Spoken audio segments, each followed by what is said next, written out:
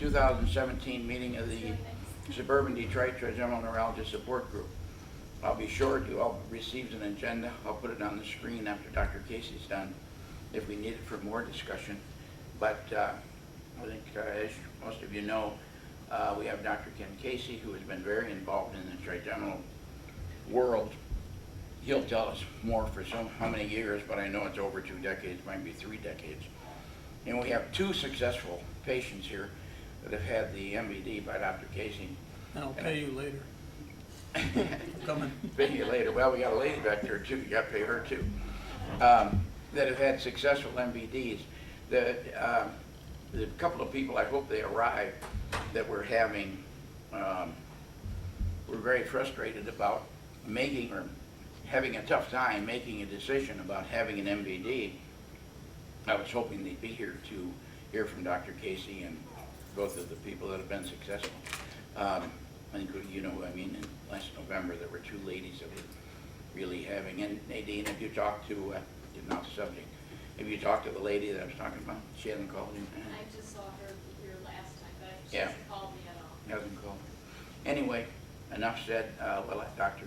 Casey start, and since he beat me here to the meeting, and we'll talk about the other issues after he's through.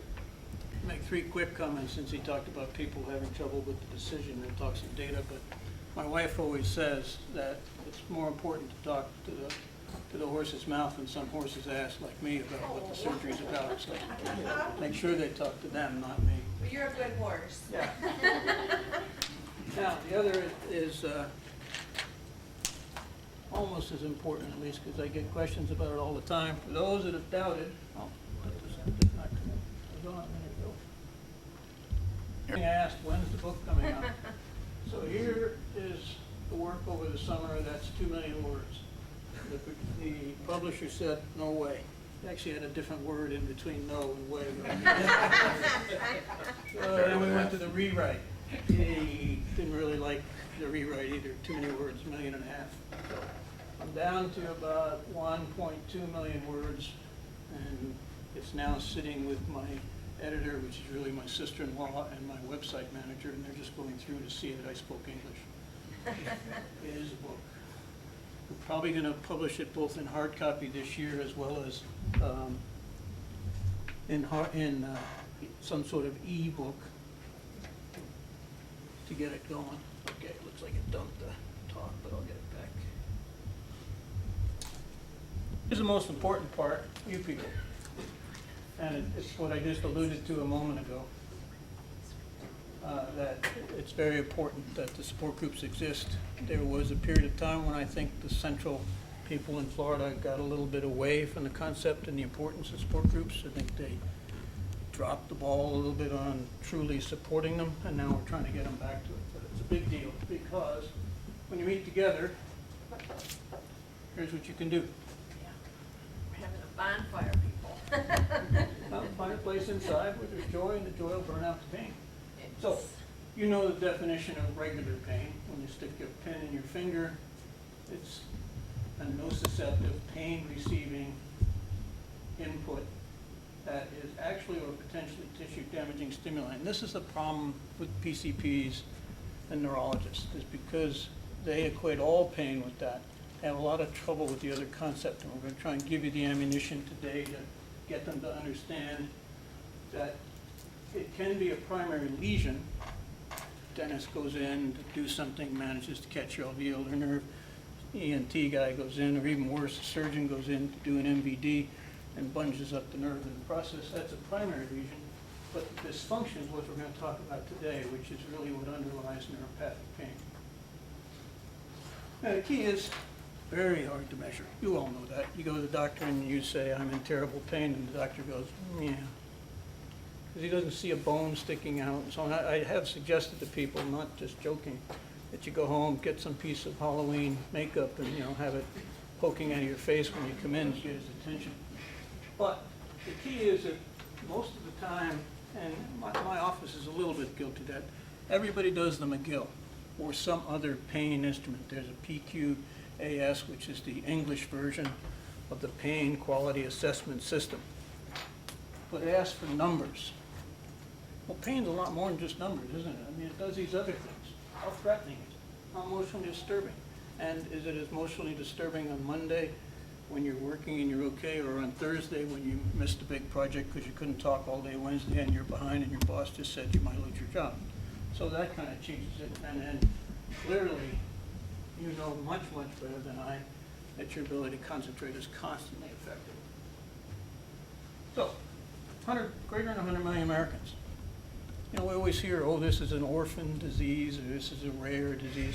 100 million Americans have chronic pain.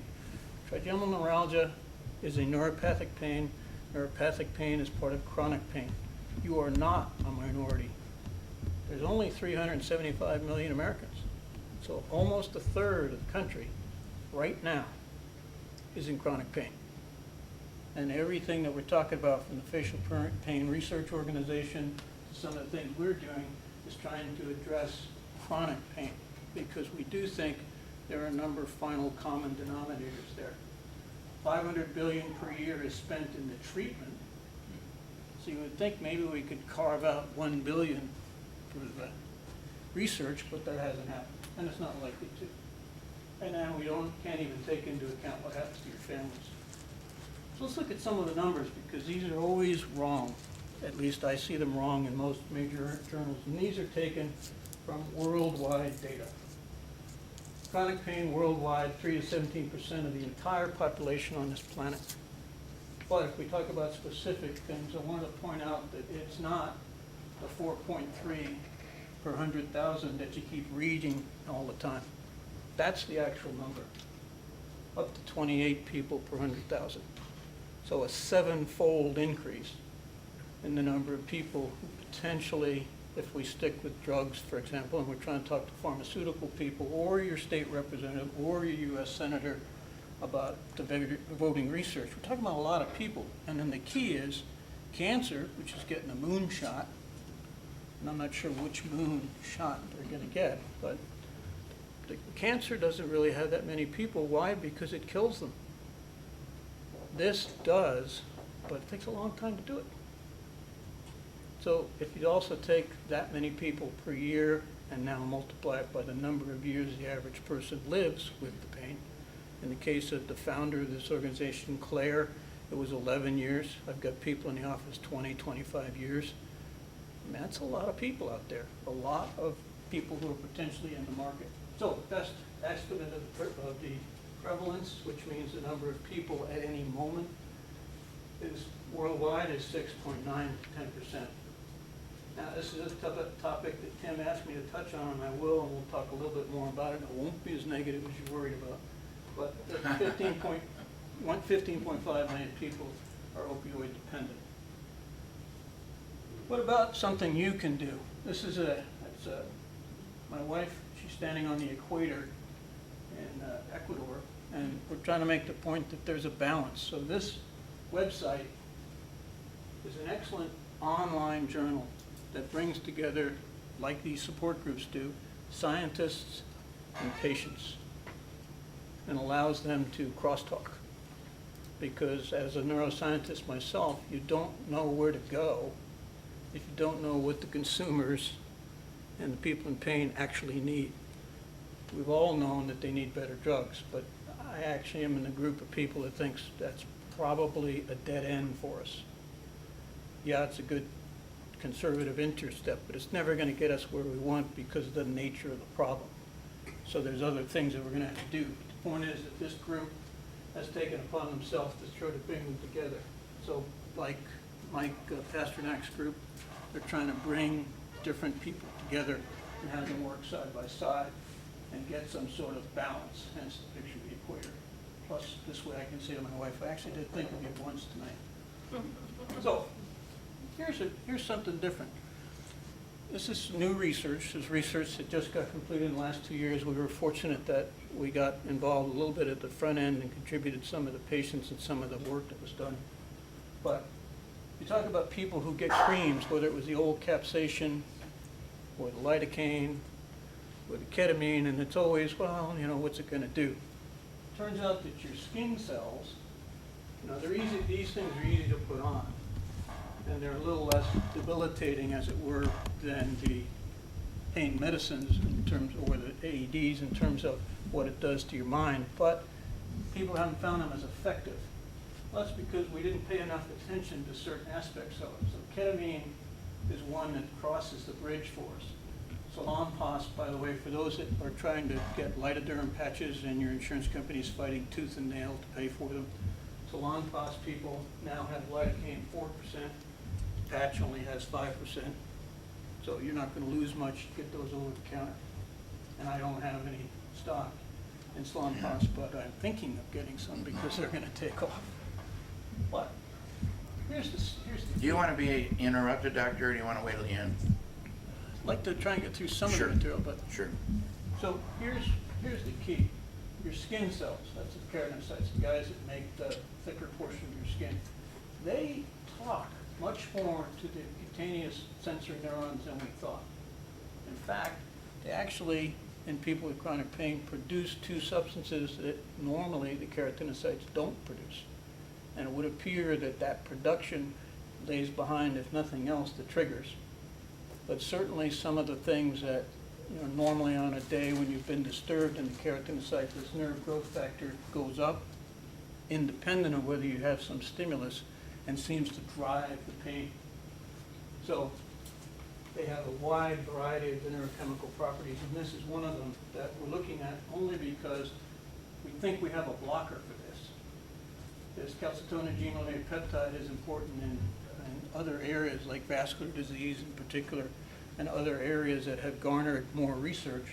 And the blocker has already been used in the lab, seems to work. And what's important is these two groups of fibers, C fibers, which are small fibers, and the A deltas in any nerve. Every nerve has a bunch of fibers. They get different Greek letters. But the C fibers are the ones that do quick pain. Stick yourself with a pin, that's all C fiber. But when you put the blood pressure cuff up and leave it up, and it starts to ache, and it starts to pull, and it starts to just be uncomfortable, that's the C's activating in part the A deltas. And then what happens in chronic pain, which is deleterious, is another group of fibers called the A2s, which are normally your pressure-sensitive motor fibers and shouldn't be telling us about pain. They get involved. And when they get involved, now the pain runs autonomously because those guys never turn off. Think about it. When you go to sleep, if a spider crawls across your face or the wind blows, you wake right up. But if somebody touches you, you'll actually startle. It's a difference. If somebody were to touch you in your sleep, you move, whereas with the wind and stuff, your brain will sort of say, that's wind. And maybe you'll just drift up from REM back down into REM. But it's very different with the A2 fibers. So, one of the things that can be done to turn down the keratinocytes is the infusions of either lidocaine or ketamine, because it cuts off some of the CCRG, the calcium peptide, at the brain level, which is why they've become more popular for a variety of situations. Okay, so I was going to talk about 2020, and that's on purpose. Cannabis is here to stay. It's going to enter the medical field whether the government likes it or not. So regardless of what the new guy, you do know that Mr. Trump actually also works for the National Oceanographic Administration. Did you know that? He's a very vital part of it. Anywhere in the world where he's standing, we know what the wind is, because if the hair's up, it's 8 miles an hour. If it's up here, it's about 12 miles an hour. If it's flipping over, it's 15. So it's very important for the weathermen around the world to know. And then they can see which way it moves. And Jimmy Fallon doesn't even have to go and ruffle it. So they say they're going to fight this. It's just not going to work. They're not going to overcome it. It works. I'm one of the first people that, because it got drilled into me by the Army, cannabis leads to heroin, and heroin leads to addiction, and addiction leads straight to hell. It's not true. It doesn't seem to happen. There seems to be very little long-term tolerance to cannabis. Types of cannabis, yes, but cannabis itself, no. So you can read the slide, I'm not going to read it to you, but it is emerging because we're allowed now, with a little less trouble, to do randomized controlled trials. In the past, if you wanted to do a cannabis trial, first you had to get DEA approval. Then after you got DEA approval of your protocol, you gotta go to the FDA and get the approval. Now, the FDA typically will never approve something that comes to them. They always wanna change paragraphs. You change anything, it's back to the DEA to get the new thing approved. They don't like the changes that they want, and that's what was happening. People were spending 5 and 6 years going back and forth. They've taken that away. You now only need one approval. Who's they have taken that away? The DOJ. They've taken the DEA out of it. Okay, this is a constant question. We don't have an answer for it. In Europe, at least, the English and the French are wholeheartedly in favor of the fact that it's the oils. That's not necessarily true from other studies. For example, in the Far East, the edibles appears to be. Now, is that a mixture? And, this is going to be one of those things we may never be able to answer. But this seems to be the most popular in the United States. But this still has a close second, especially out in Colorado. Okay, that's a little bit about weed. Tim had asked me in one of the emails about depression, and I thought that was an important topic, mainly because I think you'll be surprised about the concept. Depression occurs when you have your instrumental activities, work, your marriage, your ability to go out and work out and so on, where it's being taken away. It has nothing specifically to do with just the presence of pain, but that certainly contributes to it. It's when you have perceived interference with your life and self-control. That's when your brain says, okay, this isn't good, we gotta do something about this. So, it makes people depressed and demotivated, chronic pain, but why? Why is it so universal? Well, this fellow Schwartz had an excellent set of first animal and now some human experiments. And what he found is this protein seems to be the troublemaker. You produce that protein in the presence of chronic pain. It's very reliable. Now that we can mark it in humans, it looks like in diabetic foot pain, chronic back pain, chronic pelvic pain, vulvodynia, a lot of chronic pain syndromes, and that's why I said final common pathway. This protein is being made in the brain. And then the patients sort of get demotivated, which is a change in the self-control of their lives, and they literally don't feel well. But the problem is, if we regard that as the same kind of depression as the death of a loved one, assuming you really did love them, or other life events, those are two different chemical events. The depression over death is a serotonin norepinephrine-driven event. Chronic pain appears to be an event that's at least started or driven in part by Galen. We don't know all those details, but that's going to be an important difference. Do we have a blocker? No, not even close. And one of the things that worries us is when you start blocking things in the brain, it's never you can just block one. Whatever you block, something else either changes or opens up, and so a lot more work has to be done to figure it out. But this is important when you're talking to your doctor, or he's talking to you and saying, you're just a mope. If you got out and did more, pain wouldn't be as bad. That's not the case. You're not in control of this. You're not you're not sitting at home going, Galen. It's not happening. What's happening is your brain's doing it all by itself. And it's doing it with the chronic pain in a very specific region. Now this region is a particular friend of mine because Dr. Janetta, my partner who's recently passed away, when we were looking at this whole MVD thing, we noticed that decompressions in other areas, for example, we've been able to control hypertension. We have now some 7,000 cases worldwide, other populations, but they asked us to write a book and prove it on paper as opposed to just showing it in people. Turns out our friend, the nucleus accumbens, plays an important role in blood pressure. It plays and so that's called a homeostatic role, meaning it kind of keeps things on an even keel. And if it gets the wrong chemical substances or irritation, blood pressure changes. It turns out that when we were decompressing a certain part of the brain, it was sending a message through to other areas, the accumbens, and this loop was what was driving the blood pressure all along. What's the proof? 7,000 patients. We don't think that's a flash in the pan. So, variety of behaviors, and so we know that people, for example, who are in chronic pain, They don't sleep well. They don't eat well. They don't take care of themselves that well. They get demotivated and they sort of, almost, if you look at it from the outside, look like they're giving up on life. So, hard to do. So this is a maladaptive modification. I think, did I give the talk about learning to be in pain here once? Learning to, Be in pain? I don't I'll recall touch that. on it, but it's, you've The talked problem about is 3 or that- 4 times. yeah, I'm the- not sure about that. the problem that we have as neuroscientists is who's touched a stove and burned their hand? Oh, yeah. Do you have any trouble remembering it? Well, the last time you grabbed the handle on the coffee cup come out of the microwave and it was too hot, you have that sensation right now? See, that's a maladaptive thought, because that was a bad thing right then. But you're not doing it again. You put it away. It's done. And yet your brain said, no, it isn't.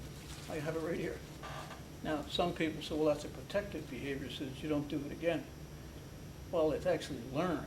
You learned that if I grab the cup in the microwave a little too soon, I'm going to pay for it. The problem with chronic pain, and for those people that have had an operation, that maybe they'll verify this for me, but I know Claire did. Operation's done, haven't had any pain, and they're still worried it's going to come back. They still have a sense of, uh-oh, wind blows and it's like, ah. Somebody goes to touch your face, it's like, ah. What is it? That's this maladaptive learning. And the support that we're trying to look at is, what if we could unlearn it? There's lots of things that people should unlearn. People unlearn to smoke. People unlearn to use drugs. But do they really? Anybody in here in AA or NA? Okay. You know that they're really teaching you a different behavior to substitute. What do they call it? Sneaky thinking, if you keep thinking of the... So it's an example that we're trying to unlearn something that may be unlearnable, but maybe we can tone it down a little bit, and I'll show you a good video on that later. So there's our friend, the nucleus accumbens. The reason it's important where he hangs out is when you're looking at depression of any type, this is a common pathway. It goes into this nucleus at the top of the brainstem, goes through the accumbens, and then into the frontal lobe, the demotivation, and then it starts talking on either side of the brain. So you're not very interested in reading, and you don't really feel like it, and then sometimes you're reading and you don't even remember what you read, and you go back 5 pages, and it just gets a hold of everything because both halves of the brain are connected in this area. So this is what Charlie Chaplin thought about it. And that's what I'm hoping to give you, some tools where you can say, okay, Mr. Brain, I know you're in charge, but not really, because my mind is in charge, not my brain.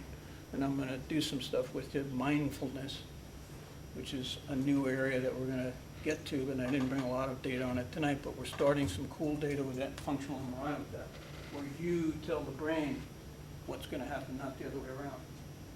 Why is it so debilitating? That cup thing I told you is, and this is going to be a difficult term. People think when you say pain imagination, especially the PCPs and stuff. See, told you all along the patient was faking it. They were just making it up. It's imagined. No, pain imagination is a very discrete area in the brain. We know exactly where it is. You can see it down here. And that memory is stored there. And the ability to take the hot coffee cup and think about grabbing the whole cup, or the ability to take the whole cup and think, how long could I have held it before it burned me? That's in that area. It can run amok. So you have the pain imagination, and then you have the pain memory. And each had a strong activation. So in the brain, there's a couple of different areas. They're called the parts of the pain matrix. That's how complicated pain is. It's not just one area. People used to say, oh, it's just a certain cortex called the somatic cortex in front of the motor strip, and that's it. You know, that's the whole show. No. There's an enormous amount of other things that happen. Message comes in. This area, that's your point. So message comes in, and this area decides, okay, how big a deal is this? What do we have to do about this? It then says, I better tell everybody else. So it sends it up to the thalamus and the amygdala, and then ultimately to the insula, which is kind of, it's in a different spot. But they do 3 different things. One of them grades the signal. One of them attaches a level of importance to the signal, and the last proportions the suffering. So a great example is a soldier. If you're on the battlefield and you get shot, not the best thing to do to just, kind of gimp along. Your sergeant isn't going to drag your ass around. I have a sergeant who says to me, get up, get going. But you don't feel it. Whereas, and I think you heard the story of the soldier here in Detroit. Marine, shot in the field in Iraq, didn't notice it, got his treatment, back to duty. A couple of months later, he's home here in Detroit, gets shot. He's writhing on the ground screaming because of the different context.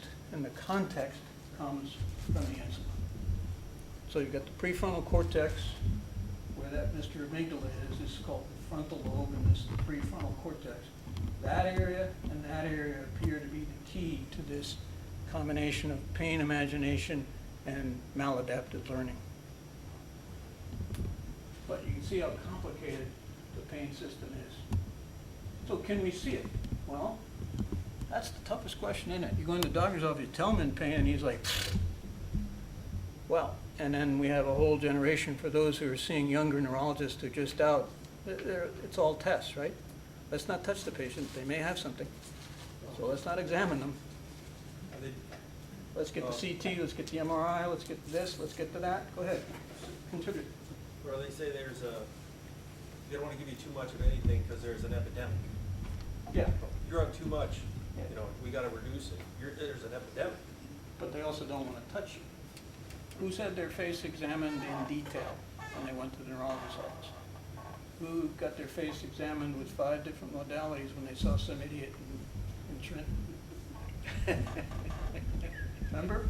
Oh, I remember. Touch, we do all 5 modalities. Do you remember when you hit that tuning thing and wanted to put it on me? I said, I don't remember it as much as you remember. That's your pain imagination. It's not a fake thing. Yeah. But point is, one of the only ways we're going to get ahead in the pain business is if we can get this younger generation who seem to be absolutely tied to testing, to see it. Because how they bill it. Huh? That's how they bill it. Well, it's that, but it's just the whole concept is around, I got to see it. You come in saying, I have back pain, and the doctor says, where's your MRI? Well, you could examine them, and that wouldn't kill you. But they don't. So, because the problem is, how many people know about MRIs of the lumbar spine? 30% of all lumbar spine MRIs show a ruptured disc, not a protruding disc, not a disc bulge, an actual rupture. And this study has been done 3 different times, 1,000 patients in each group, 3 different institutions. And we could get away with that kind of study because MRI doesn't hurt people as far as we know except for pregnant. And the point was, these were all completely asymptomatic people. And afterwards, when they had the study and they were shown the disc, somebody said, well, do you have back pain now? No. So 30% of the time, the MRI has nothing to do with your back pain. But you walk in with an MRI with a ruptured disc, in most places, you're getting cut. That's usually how it works. So functional brain imaging is the way to go. And let me see if I can get this to work without screwing everything up.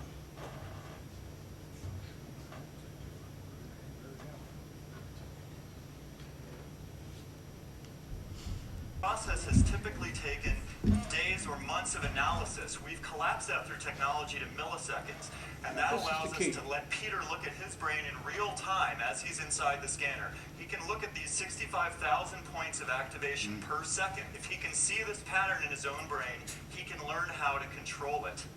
There have been 3 ways to try to impact the brain: the therapist's couch, pills, and the knife. This is a 4th alternative that you are soon going to have. We all know that as we form thoughts, they form deep channels in our minds and in our brains. Chronic pain is an example. If you burn yourself, you pull your hand away. But if you're still in pain in 6 months or 6 years' time, it's because these circuits are producing pain that's no longer helping you. If we can look at the activation in the brain that's producing the pain, we can form 3D models and watch in real time the brain process information, and then we can select the areas that produce the pain. So put your arms back up and flex your bicep. Now imagine that you will soon be able to look inside your brain and select brain areas to do that same thing. What you're seeing here is we've selected the pathways in the brain of a chronic pain patient This may shock you, but we're literally reading this person's brain in real time. They're watching their own brain activation, and they're controlling the pathway that produces their pain. They are learning to flex this system that releases their own endogenous opiates. As they do it, in the upper left is a display that's yoked to their brain activation of their own pain being controlled. When they control their brain, they can control their pain. This is an investigational technology, but in clinical trials, we're seeing a 44 to 64% decrease in chronic pain patients. This is not the Matrix. You can only do this to yourself. You take control. I've seen inside my brain. So, that's important. That talk is a year and a half old. So we've been able to watch pain patients. What he showed you with the real time, in England, in Leeds, and this study's been published, we took patients with chronic pain, put them in the scanner. They saw what lit up. These are face pain patients and diabetic foot pain patients.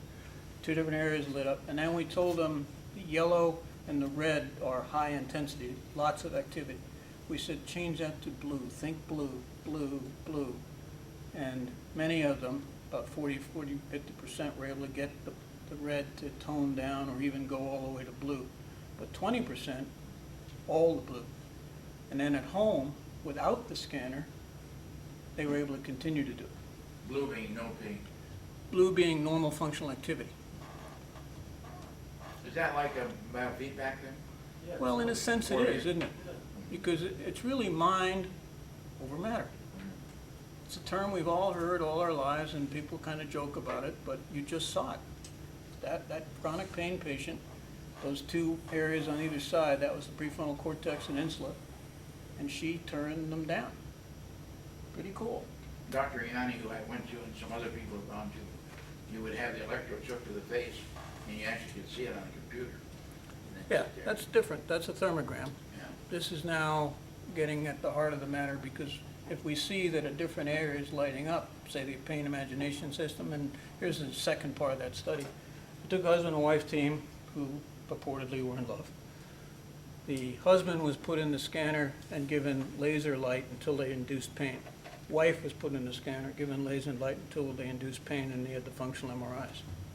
Then the wife was put in a control booth, and then ultimately the husband, and the other one was on the table. And they were told, the one in the control booth, that we were applying the laser light. When we put them back in the scanner and told them, now we're doing the laser light again to your loved one, they lit up. They weren't getting any stimulus. Their loved one was supposedly getting a stimulus, but even the loved one wasn't getting a stimulus. And this was part because of people who from Hungary who I work with are convinced that there's telepathic pain messages.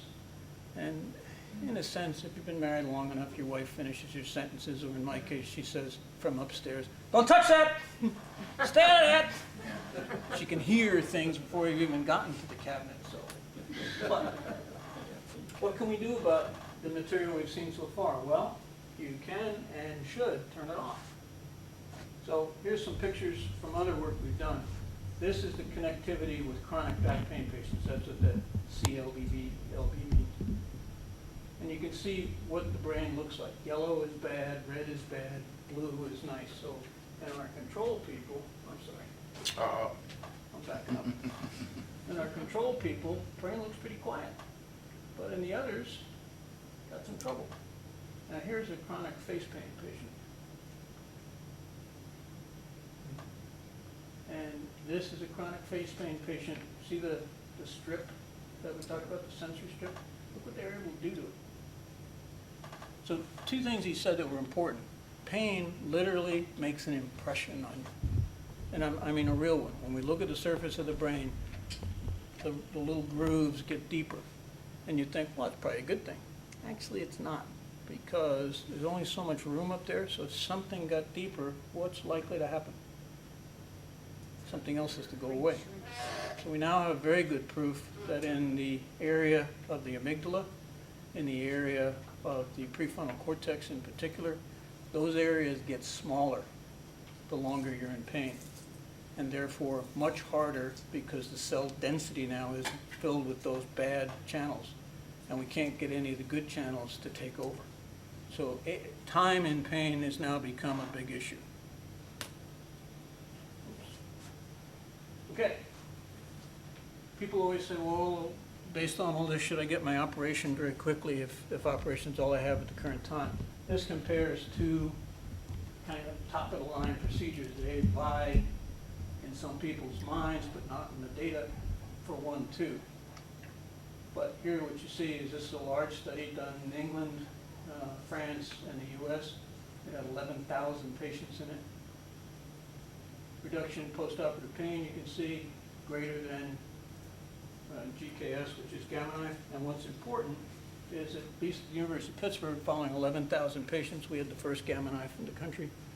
44% of the patients required retreatment by year 6. Problem is, first time around you have to give a number called gray, 70 to 90 gray, roughly 80 gray, to get any good effect on the nerve. Second time you can't give that much gray. You have to give half that much, or you're going to hurt the brain. But we already just said that we know that if you give half that much, it's not going to work. And sure enough, the repeat data was very sketchy. So, University of Pittsburgh is currently running a study where the second time, a little further out in the targeting, they're giving the same high dose, 90 gray, to see what happens. These are people that, in general, in this study in Pittsburgh has evolved that way. The only folks that are really getting Gamma knife quickly, and certainly redos, are they're on Coumadin. They have a bad heart. They have bad lungs. They shouldn't go anywhere near the operating room. Mentioning the word operating room makes them sick. And so they're the ones that are the ideal candidates for GKS because they really don't have any other choice.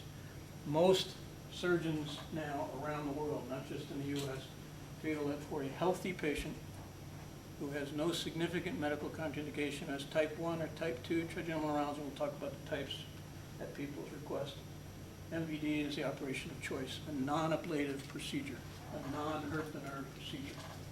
And as you can see, people with GKS had more changes in their corneal reflex, which means damage to a protective function. What else can you do if you have non-TN? Because that's the other group of people that we now embrace in the support groups, and that's the volar cortex. Your brain is organized in a kind of a funny fashion, but it's called a homunculus. You can see the feet get short shrift, and big deal. And then Mr. Face, especially, where many people have pain, right? E2 and E1. So at surgery, once you map where these are, and it's relatively easy to do, you simply put some electrodes on it. And now it's like a scanner in the store. You are trying to match your signal to be, for those who know sine waves, we're trying to get the opposite sine wave because the sine wave going up and the sine wave going down cancel out. That's literally how it works. It's nothing fancier than that. Okay. Aaron, maybe you know, has motor cortex. Okay, and you remember the trial. You remember the trial period before the implant, where they tried different. Well, he did the implant, and then, I noticed an improvement right away. And But in the operating room, did you do a trial where? I don't remember being awake. I don't remember. If Yeah. you did, I don't remember. Well, you do have midazolam and Xanax on board, so you may not. But. Okay, here's Tim's favorite subject. Right. But it'll be fair, it'll be balanced. Our favorite argument. You mean. Yep. Prescription opioid overdose quadrupled. Everybody reads the newspaper. You know that's an issue that is going to dominate, as you said, the doctors in the office. It's an epidemic. We got to get everybody off. Having said that, I don't think that opioids work as well for nerve-based pain as they do for muscle-based, bone-based, ligament-based pain. And that's just data. But independent of that, they do help. So the deaths are up. That's going to get people going and excited. But here's the key. Anesthesia had the same problem for the longest time. I'll get out of that habit of touching the screen in a minute. And the big thing was that it had to decline, or what we're going to do. Anesthesia was going to be in trouble. So what they did is they put a lot of training of anesthesia providers, but put in something that does not exist in the opioid world right now: specific standards of patient safety and monitoring. Who's on chronic opioids besides Tim? Anybody? Okay. How often do you pee in a cup? A couple times a year. That's it, right? what's happening all those times in between? They have no idea what you're doing. And are they screening for anything other than the opioid? Are they looking for cannabis, for example? Are they looking for tramadol? Are they looking for toradol? No, they're not looking for toradol because there is no urine test for toradol. Point is, they're really not monitoring. That's not monitoring. That's just sort of taking a snapshot to fill out the paperwork to send to the government to say, yeah, we're making a pretense of this. Same with pill counting. Unless these people are incredible idiots, they must know that outside the Detroit Hospital emergency room right now, DRH, where I used to work for years and years, there's 3 cars parked across the street. Whatever you need of anything on this planet, from cancer drugs to anything else, in one of those 3 cars. You can buy it. Is it real? Yeah, they stole it from somebody, but the cops don't care. This is a business because the poor people who are trying to get their pain meds at the pharmacy are told, well, we don't cover it, or you don't have enough insurance. And you can't run a business like that. So those cars are allowed to sit there. But the point is, I think that all of us should go to our state senators, U.S. senators, and say, okay, let's not start telling people they can't have any drugs. That's not going to work. How about we put a chronic non-malignant pain program together that the patient can tolerate, that the doctors know what they're doing? Because I'm sure you've already read articles that say that medical students and young resident physicians get 0 training. If you go to any of them, who's taking Percocet? Anybody? You are? Okay. Not now, but I have. I took it back in '79. So when we do pain studies, we always pick a drug that's known as the control drug. In this case, 10 milligrams of morphine for certain pain models will take away 90% of the pain for a set period of time. So you test everything against it. So what's called an equianalgesic, or same amount of pain relief for Percocet. Does anybody know what the equivalent is to 10 milligrams of morphine IM? 6 Percocet a time. I can just see the order on the chart. Please give the patient 6 Percocet, and the nurse goes, idiot, that's not happening. The other is, how long does Percocet work? What was yours, every 4 hours, every 6 hours? Who knows how long Percocet works? Peak efficacy, 1 hour and 15 minutes. Clearance, in other words, it's T50 half-life, where most of it's out of your system, 2.7 hours. That's been the way since they made the drug. But everybody's tied into this Q4, Q6. So Plus it's got Tylenol in it. Plus it's got Tylenol in it, which will. well, there's the do damage Tylenol over aspect, time. yeah, but you could make it, it's hydrocodone by itself, so you could make it that way, and people do. But the point is, nobody's giving it with any sense like they would give antibiotics. But antibiotics the same way. You go in complain of an earache, what do you get days? Moxicillin. 10 years ago, the ENT literature and the pediatric literature said that's viral, don't give antibiotics. And I can guarantee you can go to any ENT on this campus tomorrow, say your ear hurts, clogged, you're plugged up, you're gonna walk out with a script for antibiotics. Even if you don't ask for it. If you ask for it, it's even worse. Again, it's education. So maybe the epidemic, as it said, it's doctor prescribed. So who's driving the epidemic? We are. So we shouldn't be telling the patient it's an epidemic, I'm taking you off. We should be educating ourselves better, who should, who shouldn't, how much, and what to do to add on. So, go ahead.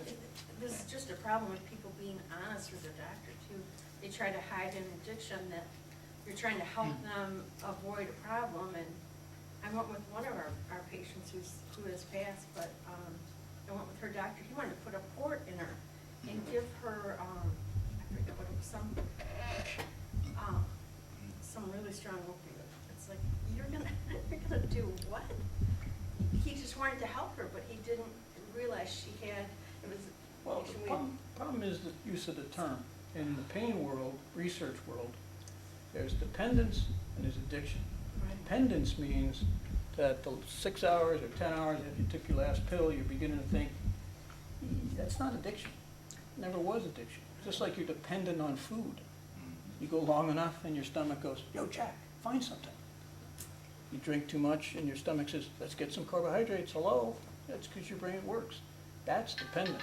Addiction is that you'd sell your body to get those drugs, or you would steal from your mother's purse to get those drugs. That is, you have behavior that runs counter to your own behavior. And yes, people in jail who are amoral, who we test them and the psychiatrists say, yeah, this guy really does not understand right from wrong, almost aren't really addicted. To them, it's the same as breakfast. So that's why they call it Special K. But worldwide, 200,000 deaths, so this is not going to be a problem that's going to go away easily. Oxycodone was the big one, and now it's dropping, and it's being overtaken, especially by fentanyl, that most people do not understand how it works. But the prescription was given by the doctors.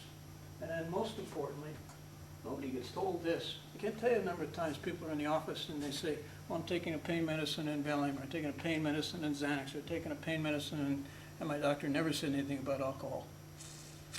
That's our fault. Good. It's not the patient's fault. Well, those are the things that I don't know how to say that word, whatever. Benzodiazepines. That along with morphine or opiates are what kill most people in. Yeah, because Those it two stops your together. breathing. Right. So our neighbor to the north always pretends, oh, you know, we don't have any problems. Well, they're just as bad.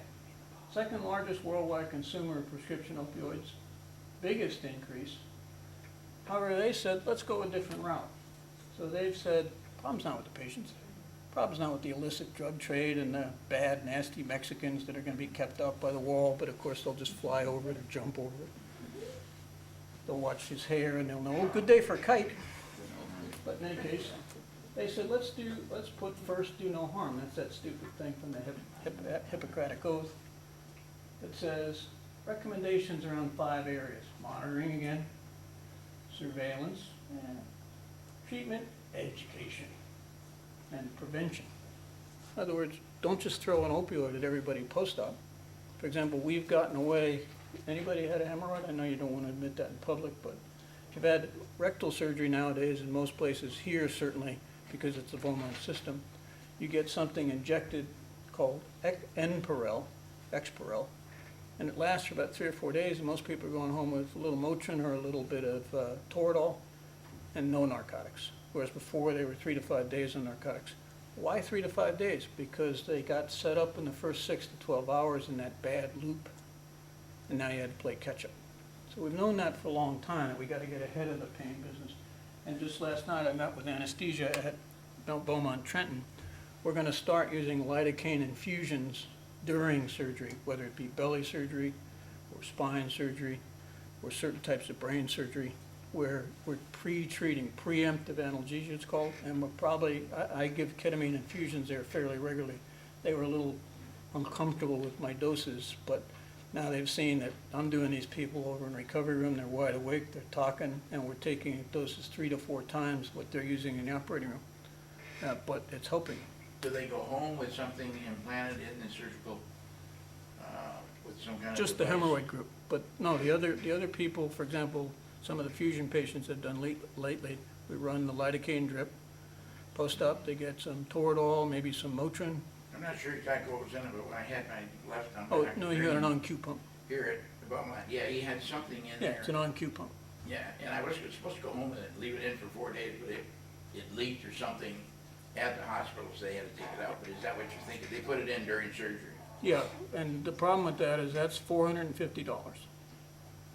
The That's infusion. probably marking. Hmm? It might be marking that they put. Yeah, the Marquin's I only forget what $10, they put in but the it. I didn't device care at all. is $396, and then the maintenance to the nurse Right. time. Yeah. So the infusion of lidocaine for an entire surgery at 5 milligrams per kilogram, which is a big dose, is actually only around $4.50, because lidocaine's been generic forever. Maybe it was lidocaine. No, in there, no, nobody would put lidocaine, let you out the door, No. too dangerous. I'll have to ask him. when I But get the key regular is done. education, and education of the physicians more so than the patients, but as was said earlier, it's a cooperative venture. Okay, so the road to the solution is, we know there's gaps in the knowledge about how to use the opioids. And if you look at any board testing that's done, whether it's internal medicine, the general surgery residents that I teach are going to take their board test on Saturday, they routinely flunk the pharmacology opioid questions. They don't even come close. This Because despite the fact that I lectured them twice already this year. It just doesn't stick. They're stuck with the Q4, Q6. And they don't, any of this equianalgesic stuff, they don't get. They just don't follow it across. They don't know what equianalgesic, and that's the questions that get asked. To 10 milligrams of morphine, what is the equianalgesic dose of OxyContin? What's the equianalgesic dose of fentanyl, and so on, to get the same level of pain relief? So, we need to have education modules, presumably online, but presumably tied to your license. So you can't get re-licensed. Right now they have us doing child abuse and stuff. I get it, child abuse is kind of an important thing. But please, let's get to the important stuff here. A couple of modules on opioid use that you have to get 80% on would be very helpful, where you give the medicine out to people that are not typically pain providers, like family docs and internists and so on. So science and medicine use, pain's a common symptom, but it's complex, as we hope you understand with the stuff. The key here is understanding at everybody's level, but especially folks in the office, wide inter-individual variability. And what's that come from? Pharmacogenomics. Anybody on a blood thinner? There's a great example of Coumadin. If you just dose people off of some normogram, typically about 30% will either be too high or too low, the same patient consistently. The problem is that the pharmacogenomics of that patient is different. Clopidogrel or Plavix is a great example. When the cardiologist started using it, they were giving 75 milligrams after a heart procedure. Then they realized that almost 69% of the population wasn't getting any effect, so they kicked it up to 150. If anybody's had anything recently, they're now giving 600, because 600 will cover 98% of all the folks walking in the door. That's pharmacogenomics. They just kept picking up the fact that we got all these people that are resistant. So when your doc tells you you're aspirin resistant, no, you're aspirin underdosed. When you're insulin resistant, no, you're not. You're insulin underdosed. Your body changes. It has genes that run this system. And they're available to be studied. It's not like it's a magic thing. So for each and every one of the pills you see here, those are all pain pills, by the way, from different manufacturers. You can see how in the office, if you tell the doc, well, I took this little pink pill. It doesn't help us. Which of the pink pills? Some of them look like M&Ms, which is something we've said to the pharmaceutical industry over and over again. If you like killing kids for a business, great thing to do. But please don't make pills that look like candy. Really? That's how the Skittles party got started. Everybody knows what a Skittles party is? Okay, very common. Who has high school age children? Anybody? High school kids are getting together. They take the rule to come through the front doors, get out 2 prescription pills, pour it into a big bowl. By the end of the night, the bowl looks like that, and they just scoop them up. They have no idea what's in the bowl. They don't know if it's digoxin, they don't know if it's pain stuff, they don't know what it is. That's the game. It's not a game, but that's what happens. All right, I told Tim about this new one. This just got released. This is an example of your government in action. The FDA final panel said to about a year and a half, 2 years ago, we're not going to approve any more long-acting opioids because they had the OxyContin and all this stuff happening. We're just not going to do it. The subcommittee reported out that this drug was a good drug, so they approved it. I don't understand how the scientist minds work, but they think it's abuse deterrent. And what I like about that is, okay, I see that the company put some extra work into it and they tried to make it harder and they're going to make the abuse by injection difficult. However, gee, you don't think any kids are going to think, I'll just snort it? Come on. They'll put it under their skin if they have to, or in other places we don't want to discuss. But the point is that the kids will put it any place they can to get high. So, testing's approved and it's out there. So this drug is now FDA approved and out there. Egelet's the company. It's an Israeli-U.S. firm. Okay. Here's some issues about why I think the opioids aren't particularly helpful. This is a study with 575 patients. Primary necessitative pain, being stuck with a pin, was alleviated pretty well. Neuropathic pain was not influenced by morphine or equianalgesic equivalent doses of other opioids. Idiopathic pain, which is described as pain for which we don't have obvious pathology, which is occasionally how you wind up being classified by a neurologist, but especially diabetic foot pain. drives neurologists crazy because a person could say, my feet burn, feels like I'm walking on pillows. And the guy looks at the foot and he thinks, this foot looks great. Even do an EMG, not too bad. So they begin to think, guy's a nut job. No, that's idiopathic pain. But they don't respond very well to analgesics either, or to opioid analgesics. So opioid responsiveness, like I just said, is based on pharmacodynamics. It's a continuum rather than an epoch. So you can't just give 2 and then say, well, I'll go to 3. You know, you need to test the dose somehow.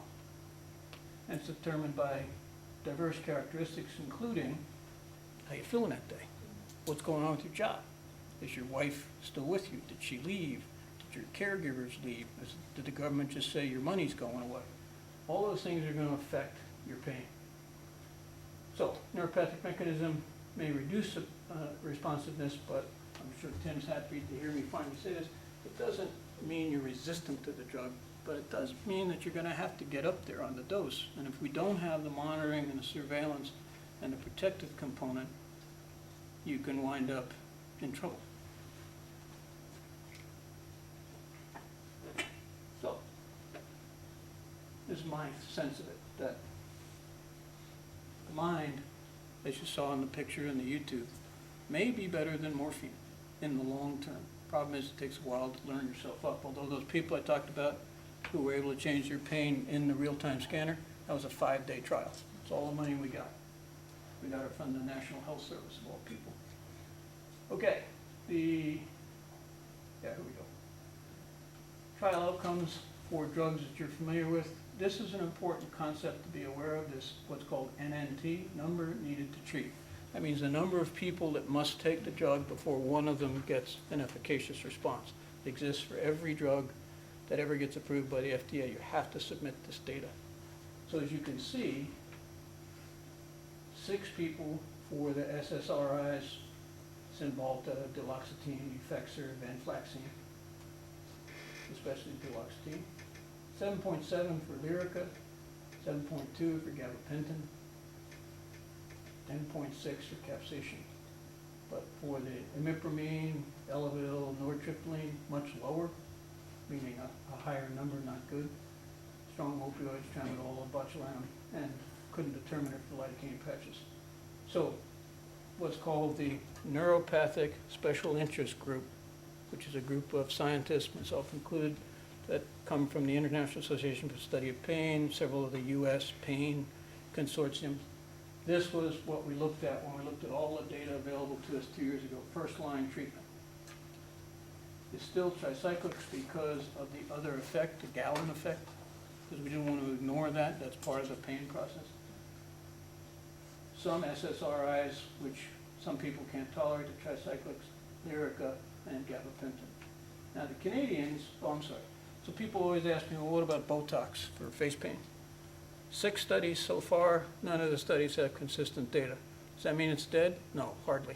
In migraine, they had 3 or 4 studies, never worked, didn't look like it was ever going to get approved for it. Finally, somebody started looking carefully at that foolish thing, what they call it, the physical exam and physiology, and realized that they needed more injection points, namely 33. With 33 injection points and 150 units, success rate went up to 60-65% with a 3-month to 4-month interval. Pretty good if you're a migraine sufferer. So it needs to be restudied, but right now it hasn't been. And the problem's money. This is the Canadian Pain Society. They look at it a little differently. Remember they had that first no harm thing we talked about. They feel that it still should be gabapentin and Lyrica to start with, the tricyclics, and so they're pretty much on the same. However, their second choice is opioids and tramadol, which is really in that same family. Because they don't have a government that's so draconian in its approach, listed right there in their Pain Society recommendations, cannabinoids 3rd place, and then 4th place is substituting one addiction, so to speak, heroin for methadone, anticonvulsants, which we know are less active, and the pentothal, which is not as commonly used, and then they do still want to use Botox. So, a little something on the drugs. What else do we have in 2020 and the time left? I'll try and get done quickly here. Transcranial magnetic stimulation, it's on its way. study's supposed to start at the University of Minnesota. It's an interesting story, though. They had approval 2 years ago. They're all set to start. Government yanked the approval. In the meantime, the guy who was going to run the study, the neurologist, said, screw this, left, went to Stanford because they were running the study with basically to this federal government. They're running the study. They're just accidentally not running the study, so to speak. So he left. And they got their approval back, but now they have nobody to run the study. The So they're first trying to- point is interesting. What is that? Oh, I'm going to talk about it. It's Oh, just that okay. my point is, this is the kind of crap that's going on with, because what bothers us about this, all this is, we use this in the operating room all the time. If I'm operating on the spine, high up, or certain parts of the brain, and I want to know that other parts are happy, we send a stimulus in to cause those areas to activate. Now, in Switzerland, they're using this at a higher frequency to cure or certainly control seizures. But in France, they took face pain patients. They gave them this kind of thing, which is a double coil. And they said, okay, we're going to take chronic face pain, majority were trigeminal neuralgia. We're going to stimulate a particular area once a week for 4 weeks, then once a month for 6 months, see where we're at. Patients did not know if the thing was on. There is no sensation. You don't know what's happening. You're not on a motor strip. And it worked. 60-65% of patients said, I got great relief. That's since been duplicated with tinnitus, especially in Holland, and they have a lot of problem with tinnitus. No one's really sure why, but it works for tinnitus, really reduces the effect, and it's been working for some other areas like post-stroke pain.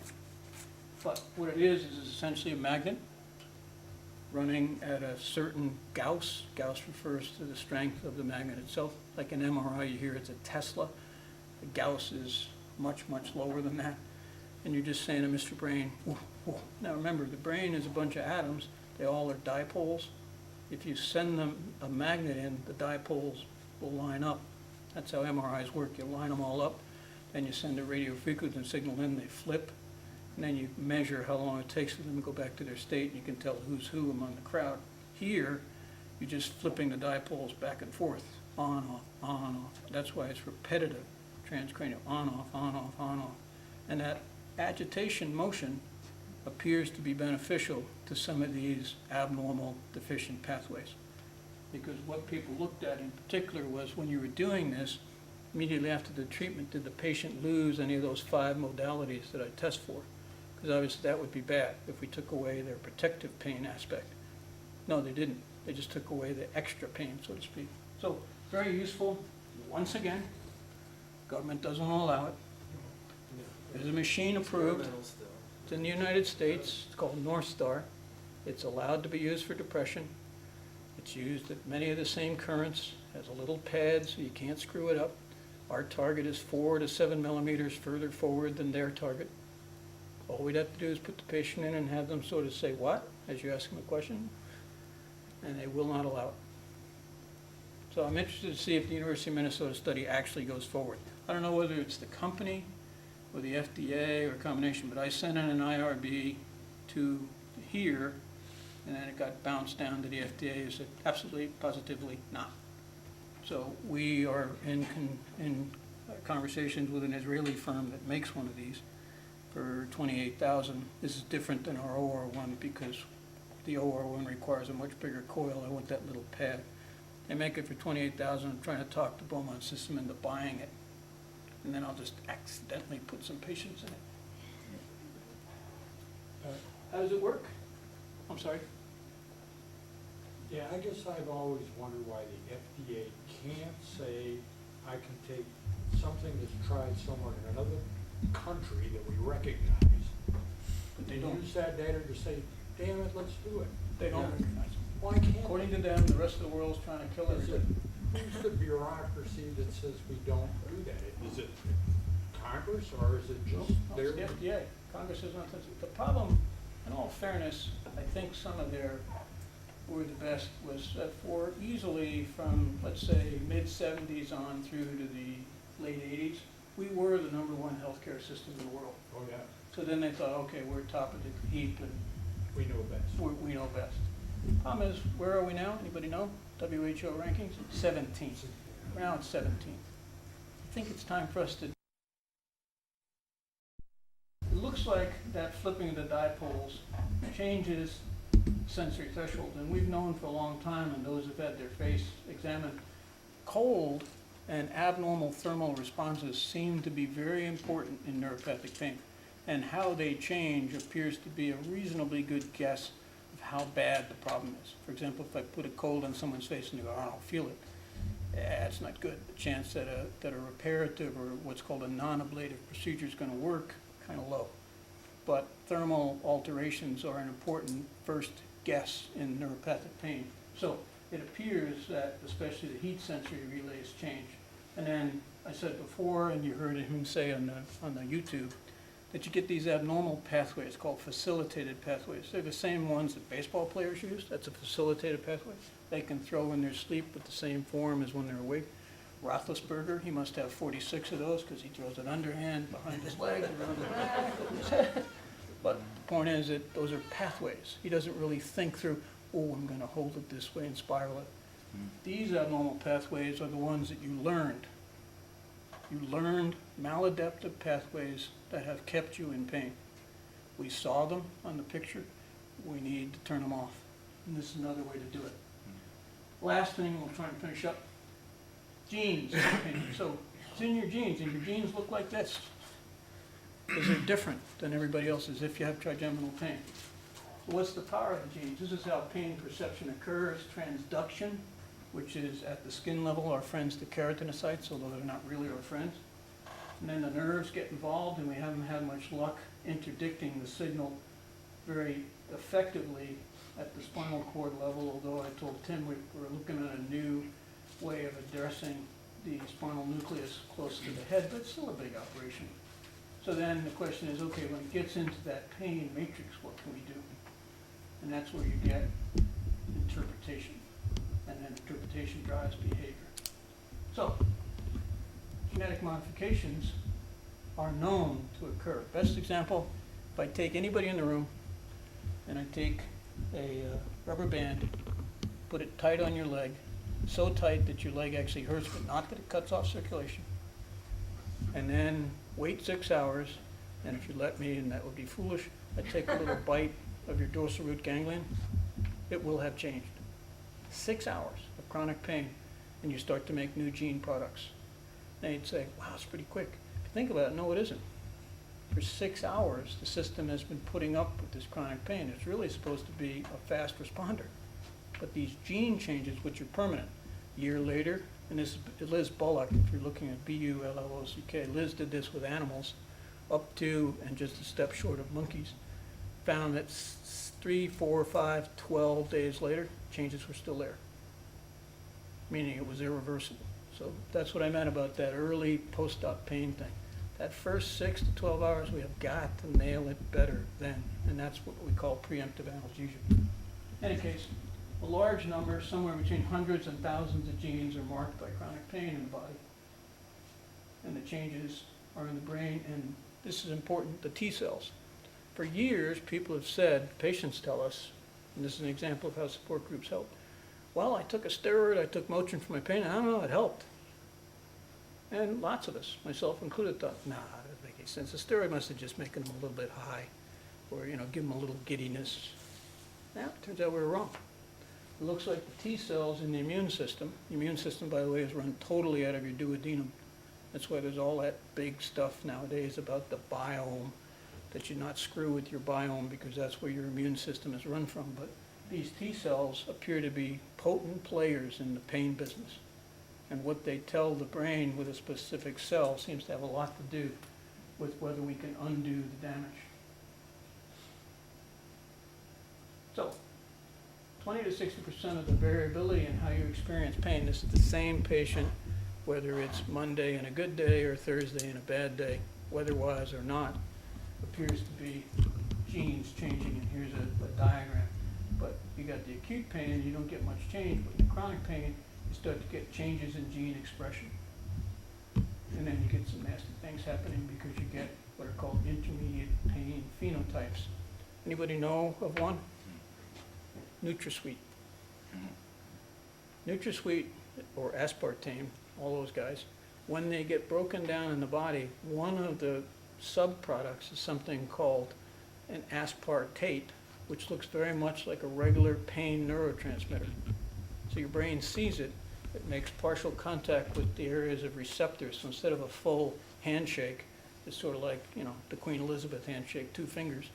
But the point is it's enough for the system to rev up and become more sensitive. So those are examples of changes occurring all the time. So here's a study. This was done by the folks in England before we did the MRI study. So I had 3 groups of patients. They let the patients score to a certain pain stimulus themselves.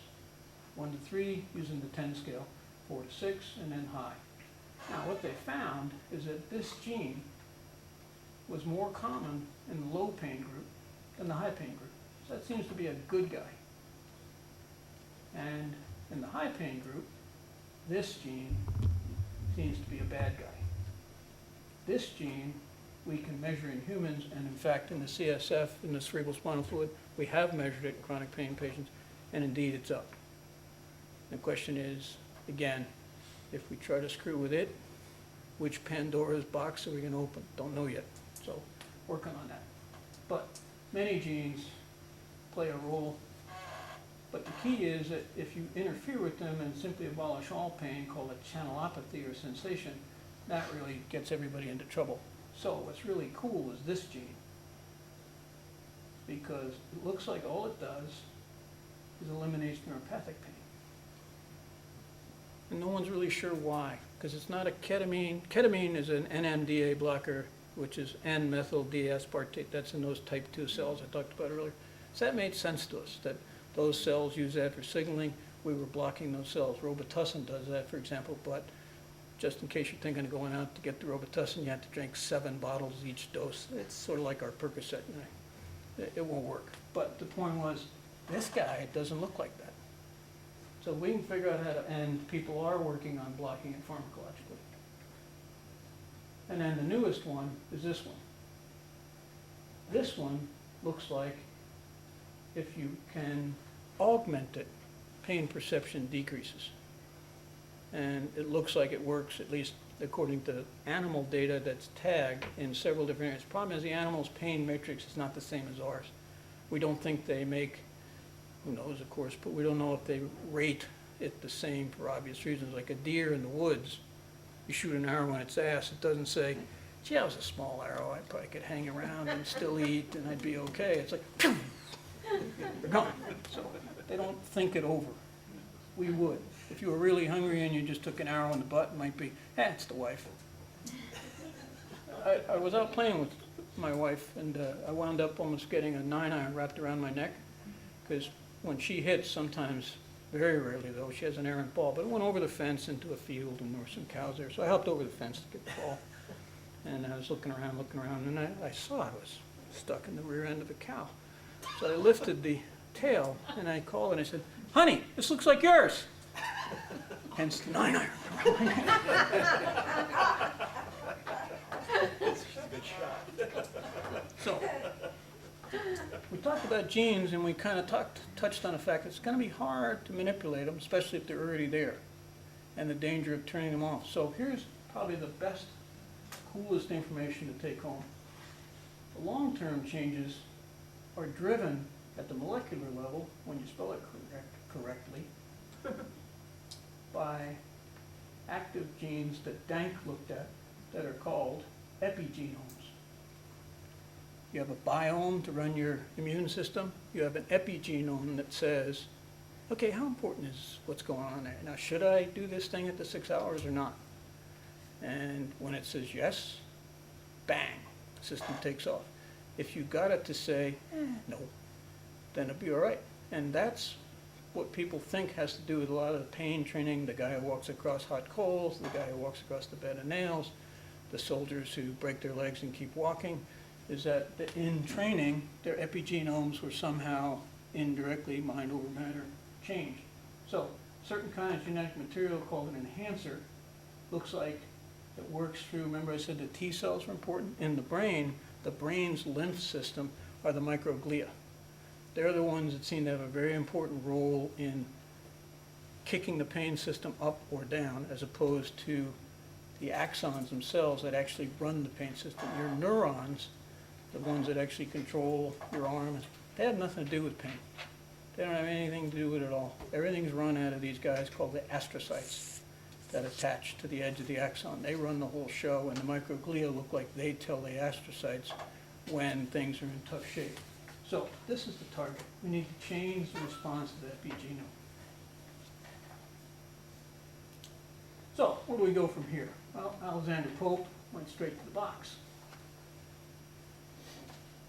But, so we have a couple of things. It's a shift to another place with different mechanisms, such as changes in genetic expression, chemical release, neurophysiology, and wiring. That's the message you have to get across to the people who take care of you, your doctors. This is not a broken leg times 10. This is not, you know, a bad stomach pain times 50. So it shouldn't be, it literally shouldn't really be compared to acute pain. We've got to think these new things about pain, that it's a genetic, epigenome-driven thing. That's the paradigm shift that we have to get ready. So what do we talk about? A little bit about gene work. For the current time, neuroablative procedures where we hurt the nerve, balloon, radio frequency, cutting the nerves, those kinds of things, they're pretty much gone in the pain world. We know that they were always a stopgap measure, that it created a Pandora's box we didn't like. Sure, some will still get done while we're making the transition, but they really have to be replaced by the MVD at certain times for certain patients. And for those that have post-stroke pain, post-traumatic pain, other types of unclassified facial pain, which is the new mandate with the support groups, we have to do something to these people. So motor cortex is the way we're going with that, and variations on it, which I won't cut. The mind over matter and the mindfulness, I said I'd come back to it. You can see that the shopping area in females, very modifiable, just have them go to the store when they're closed.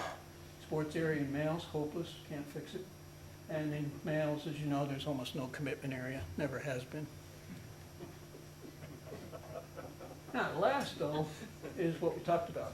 This is probably the one that is the closest to being able to be used in this country. Why? Because MRI is non-invasive. So real-time MRI, where you are in the scanner and the goggles you have on or the little thing over your head is your brain. And like you saw in that picture, when you lift up your arm, this area will light up. When the laser light's applied to your face, it'll light up and you'll know, okay, I gotta turn those guys off. That's not too far away for you to simply be in charge of the whole system and for you to send the signal. Our earlier diagram had the signal coming this way. No, you want to send the signal back. I'm in control, not the pain. So that's enough to bore everybody. But I didn't talk about surgical procedures except a brief thing on purpose, and if that was something, I know that you've heard those before, that's why I went to a different area, but that's what I think's coming. We're going to move away from surgery and take care of pain before it gets to the point that we have to do surgery. Thanks for your attention, though. Okay, time for Q&A. They're still doing balloon compressions for those people that. Well, MS, right now, that's still the standard of care for MS. Obviously, we have some concerns that saying that that trigeminal face pain patient in MS fits in with the rest of this is not true. We don't have any data to support that. So, as I said, while the transition's occurring, we know that MS damaged the nerve, so people are still sitting on the argument, well, little damage, a little more damage. The problem with MS, of course, is you can drive them to deafferentation without really much work. So it's a danger, two-edged sword. Damocles like that, though. He liked having a sword hang over his head. Which Beaumont facility are you at now? I'm sorry. Trenton and Grosse Pointe. Okay. I thought I read Grosse. Is that what? Yeah. Grosse Pointe? Right. Yeah, I think I put that on the Yeah, agenda. there's not enough bars around here. For an Irishman, I can only go so far before we have to stop. You know. Our blood level gets below 200, we get Yeah. jittery. I showed Beaumont Grosse Pointe. I That's hear where we you're picked it up. leasing space for my interns, Dr. Fromm. What's that? And you lease space from Dr. Fromm? Yeah. My interns, yeah. Yep, good guy. Yeah, he's a good guy. Other questions? Sir? When is that machine, the feedback machine's making it over here, or doesn't it swim? It's in the well? country, It's here. but the problem is it's purely a research device at the current time. Oh, for the Well, it's a research depression device only issues. because of the cost. Real-time MRI kicks up the cost by about 30% for any MRI because of the software.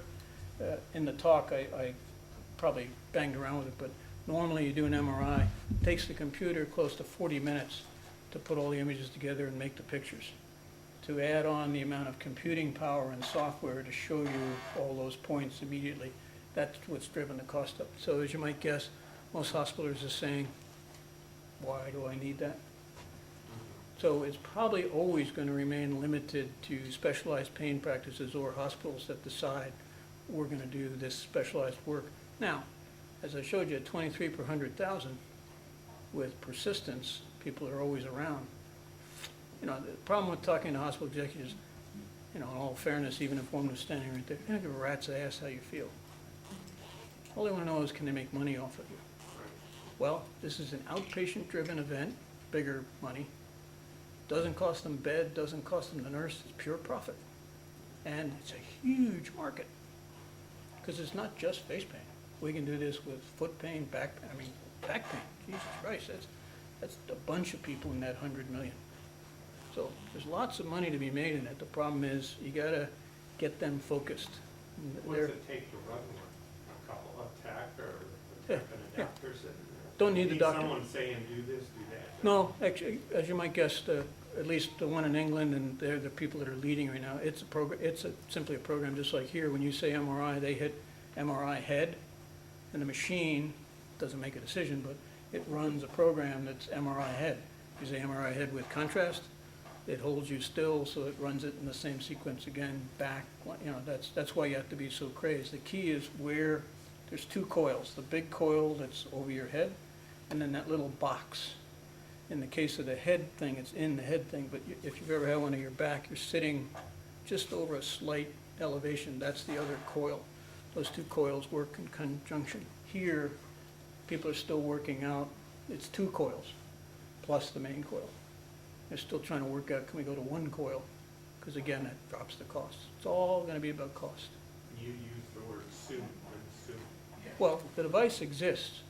Well, no, I think it's partly gonna be driven, you know, it's just, I'll use the example of Parkinson's. When I was doing what's called a destructive lesion for Parkinson's tremor called a globus pallidus pallidotomy, that had been around for 20 years. We had a place where we were probably doing 100, 150 a year. So Medtronic came to us when they had their new stimulator and said, you guys interested? It looked pretty costly. Problem was that once we got it in, there were no other costs. And so the hospital was pretty quick to jump on it and say, oh, okay, but the government wasn't. The government said, absolutely not, we're not approving this. And pharma's not gonna like it. Hmm?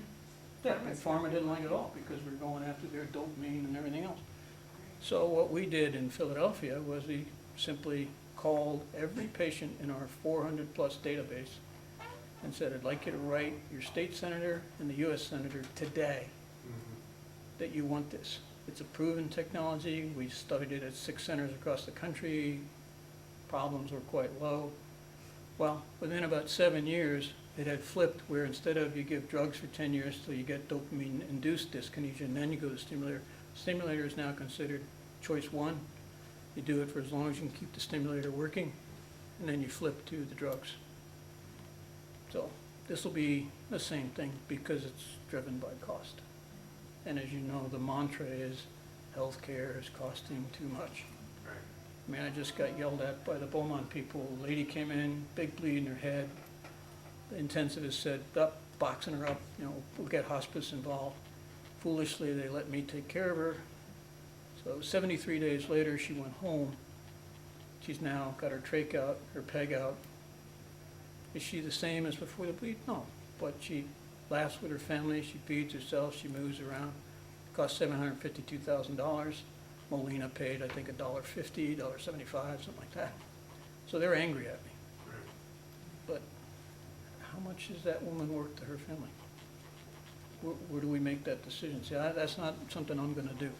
So I'll continue to do, our problem is getting dollars for research. Just like Mike Pasternak, constantly looking for money for the facial pain people, same idea. He's a little better than I am, but he's a better salesman, plus he's got that sock thing going on. Yeah. Other questions? Otherwise, I've bored you enough.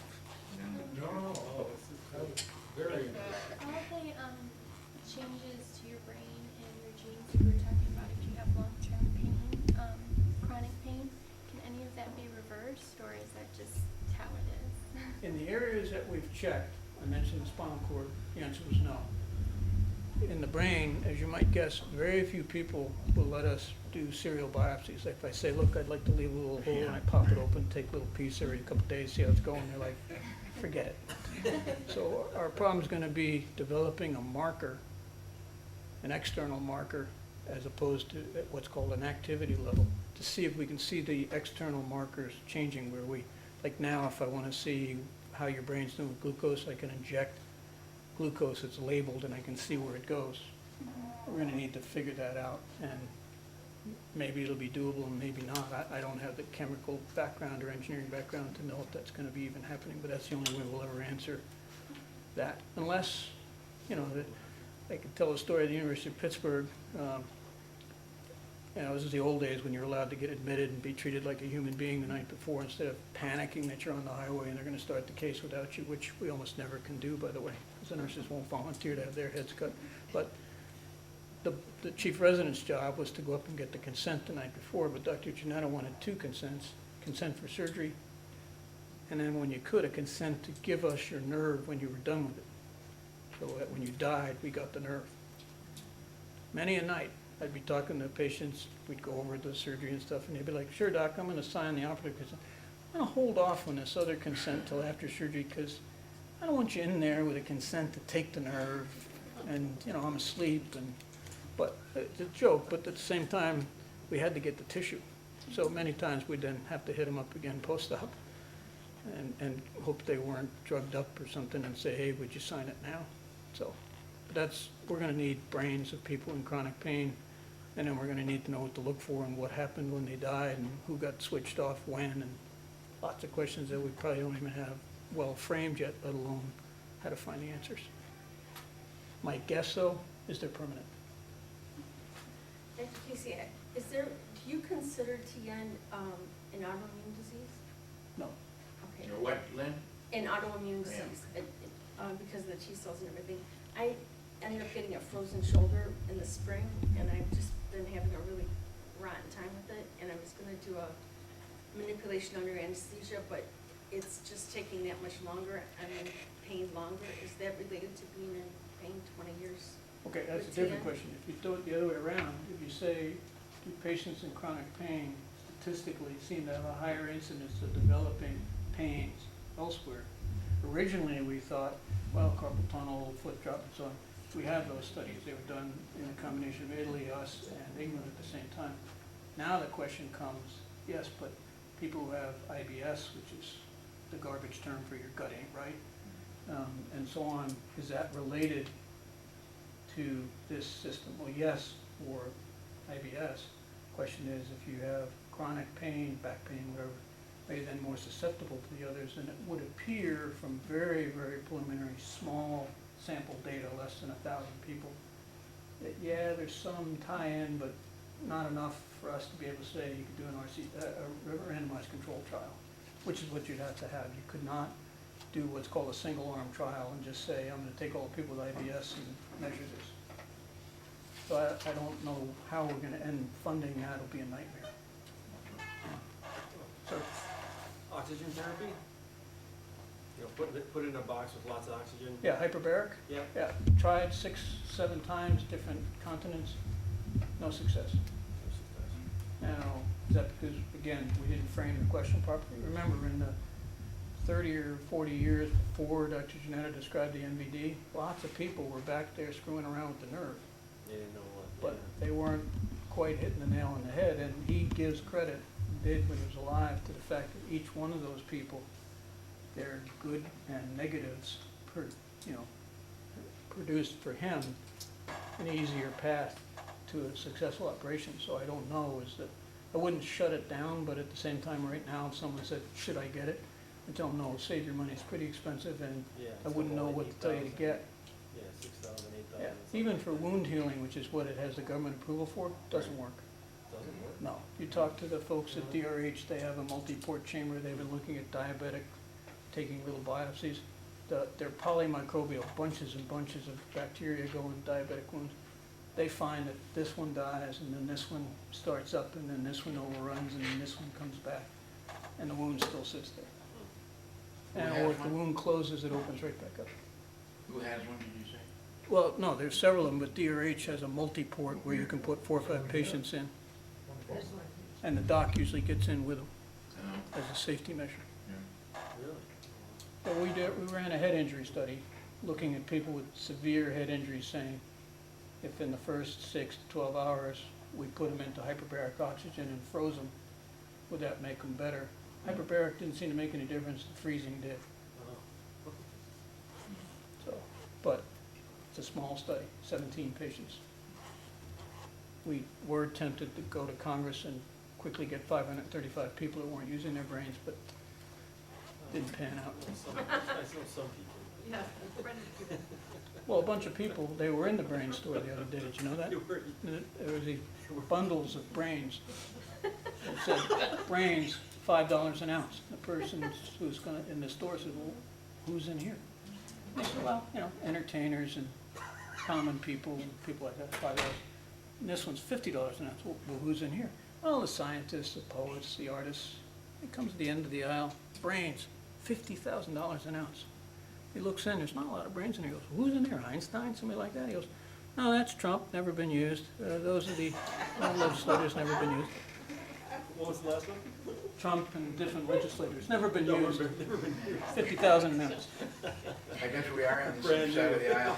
Huh? I guess we are on the same side of the aisle. No, the problem is he's not a stupid man, but he's got a lot of stupid things that he does. That's very different, but he's not a stupid man. He, Yeah, whatever the liabilities of his company is, he clearly is a good businessman. yeah. Other questions? You said something about lidocaine patches versus the fentanyl. How do you, I'm trying to remember exactly what my question was back then. when you Well, brought there's that three issue. levels to that. Lidocaine patch for peripheral nerve pain, twisted neck, somebody who has a little cervical radiculopathy, seems to be very helpful, 60-70% success rate in several different studies. Fentanyl is that'll get absorbed into the system. Lidocaine doesn't show up in the system, it just really stays locally. So the fentanyl will show up in your bloodstream with a fentanyl patch. But you're not saying the lidocaine will replace the fentanyl? No, I was talking about it as an infusion. In that case, it depends on the type of pain. People who are in chronic face pain, but the face pain has an aching, pulling, or component like that, what we call the mechanical components, they seem to prefer lidocaine and get relief as opposed to ketamine. Those who say, I have stabbing, shooting, then they do better with the ketamine. And that's, again, I only have right now, probably only about 70 people that have gotten infusions. And as Dr. Janetta said, please do 100 of anything, don't talk about percents, so I won't. 'cause there's- Ketamine isn't patch, that's an injection. in this country. In Europe, it's available as a pill and a patch. Ketamine is for the prickles, you said, or is it like the? Again, this preliminary data, we, as the people who've been to the office know, we take these extensive things and then check the nerve, and then we see what happens, and then we backtrack to our data and see where the scatter plot turns into a line. And it would appear that aching, pulling, what we call the mechanical aspects to uncomfortable pain do better with lidocaine. When you talk about what are called more sensory components or affective components, stabbing, shooting, throbbing, they do better with ketamine. On the McGill, in that first column, if you've taken one, that's how we divide that up. It's a very helpful tool to us. It's not the only tool, like I said in earlier slides. There's a lot more I ask people about, how they're going. You sort of watch them talk, see how they hesitate, that kind of thing. Biomed makes they're a compounder that makes a cream, Ketamine cream. and it's got like 3 components, well, it's got various components in it, but I remember I've had one that's helped, and it's worked for me for about a year now. I don't know if it's gonna continue, but it's Sure. It's Oh, got a you continue to lidocaine. work? Lidocaine, Ketoprofen? and then Okay. muscle relaxant and anti-inflammatory. I can't, diclofenac, and then I can't remember the other one. They started with an ORPH. ORAC. Yeah, I can't say it, I don't know. No, orfedrine. There we go, that's Yeah. the one, that's the third one, yeah. And as we said, that now would not come as a surprise that an anti-inflammatory for the keratinocytes. Remember, you're basically treating skin cells Okay. because they're getting the biggest dose. And Remember- they seem to be reducing their activity, which will then in turn reduce signaling into the pain nerve, so I guess it makes it's helpful. sense. I Now- tried a lidocaine patch many years ago, and it didn't do anything for me, but, Yeah, I mean, this is 'cause- years later now, but, Yeah, it wouldn't Having a necessarily help the compound is- keratinocytes. Ketamine is better for the keratinocytes because of the other chemicals. But you did make the point, let's say it stops working, simply ask your doc to put ketamine, ketoprofen, and your Diclofenac. orfedrine together. Orfedrine. Because now, ketamine 10%, 3-4 years ago, Jesus, it was an absolute fight to get it. Now, many corner pharmacists are compounding it themselves, let alone sending it. There's 2 or 3 central pharmacies in the state that have been doing it for a long time. We used to have to really fight with the insurance companies. Now they get that, okay, this works. okay. We're gonna have to give in. But so when it stops, just switch. Yeah, I There's wanna something have called a something- drug holiday, Yeah, which has a lot to do with your question as well, and we see it more in Parkinson's and epilepsy. The person starts to break through, and we take them off the primary drug, let it wash out for a week or 3 weeks or a month, depending on the pharmacokinetics of the drug, and then sometimes you put them back. Best example is who's taken Motrin for a sore knee? So then after a while, it doesn't seem to work, does it? But then the next time you get a sore knee, a couple months later, it works again. Same phenomena. Your body got used to what we're up to, it saw it, it said, no, I have to send the pain signal, so screw you, I'm going around it. going around it, yeah. So, My motor It's called a cortex drug works holiday. Same way too. You can Yeah. shut it off and it'll help. Yeah. Sure. But Then turn it back on. Okay. Go ahead. I've never heard of the creams or the patches before, but if you get both types of the pains that you were describing, would you recommend using both of those? no, or I'd start with just the trying ketamine, one and both. see how it Ketamine goes? seems to also get on to the others, but whether the others are driven by the secondary, we think that the more suffering type pain, the shooting and so on, that drives the system more effectively, mainly because on functional MRI, patients who say that always have multiple areas. Some of the functional MRIs I put up were really people who said shooting, stabbing, yanking, those kinds of terms. Really violent terms to describe pain. So I would use ketamine first, and if the patient came back and said, okay, everything's good with the pulling, then I'd say, all right, fine, let's throw in the lidocaine, but at the same time, the ketamine probably carried the day. You wouldn't blend anything else with it, just straight cream? Well, I learned this in epilepsy. People used to come and they'd be on 5 epilepsy drugs, no control, and be like, geez, what the hell's going on? Right. Where I trained with the University of Pennsylvania people, we strongly believed in monotherapy. Drive the drug to toxicity, not blood level, to the patient said, geez, I can't take anymore, and then switch. So find out what that drug, which has a known chemical structure, and therefore you're basically doing a chemical interrogation. So for those who are budding CIA agents, this is how it gets started. You know what the drug does, and then you give it to the brain, and you'd say, aha! But the point is that we know those are calcium channel, and then we know that pregabalin is a calcium 2 ligand, and so you know exactly what you're doing. So it lets you, if the person says, okay, that went away with this, and that went away with this, then you have a very good idea of what Mr. Nerve's up to. Polypharmacy is a problem because if the patient then comes back and says, I don't feel well, there's no drug company on the planet tests their drug in the presence of 5 other drugs. They just test their drug pure to get approval. They'd never say, like you take it, 4 or 5, a little bit of aspirin here, some vitamin C, omega-3, carbamazepine, and lamotrigine. Nobody tests that. But we're pretty sure that's probably not necessarily good. What compounding pharmacist would you recommend? Did he say you live in Grosse Pointe? I have some, but I was just curious if there was a compounding pharmacist. Well, the people at Beacon Pharmacy right there on Jefferson? No, there's enough of them, even at the Walgreens now. I had a patient the other day, went in and the guy said, I compound. Now, not all Walgreens, it's not a countrywide or nationwide thing.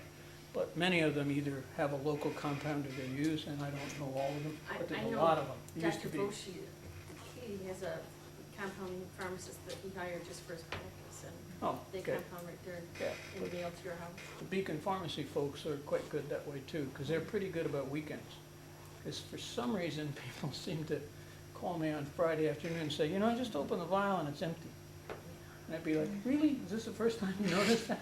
Friday afternoon at 4? Yeah, it's helpful to me. But sometimes if they're Beacon people, I can call them and the Beacon lady will say, fine, we'll come in the morning. Now, if it's a complicated one like yours, it'd be screw him, he can come Monday. Well, that's a lot of work for them to do No, it's a that. mail-in, I Yeah. have to mail it, or, You have to mail yours they away. have to mail it to me, Yeah. Buy 'em I've and- been curious, okay, when I was 63 when I was first diagnosed with this, and I'm 68 and a half now with this TN. And, you know, man, when I got this, I thought it was the end of the world. You know, I'm trying to read everything I can, find out everything I can, and actually my sister figured out what it was, and I went to see, you know, the neurosurgeon and said, this is what I had. You know, and he said, you know, it was a weird deal, but that was down in the pseudo area. Unfortunately, I got hooked up with you later, but they have this type 1, type 2, and it's been a total mystery to me because I guarantee you that I had both because I didn't only have one kind of pain.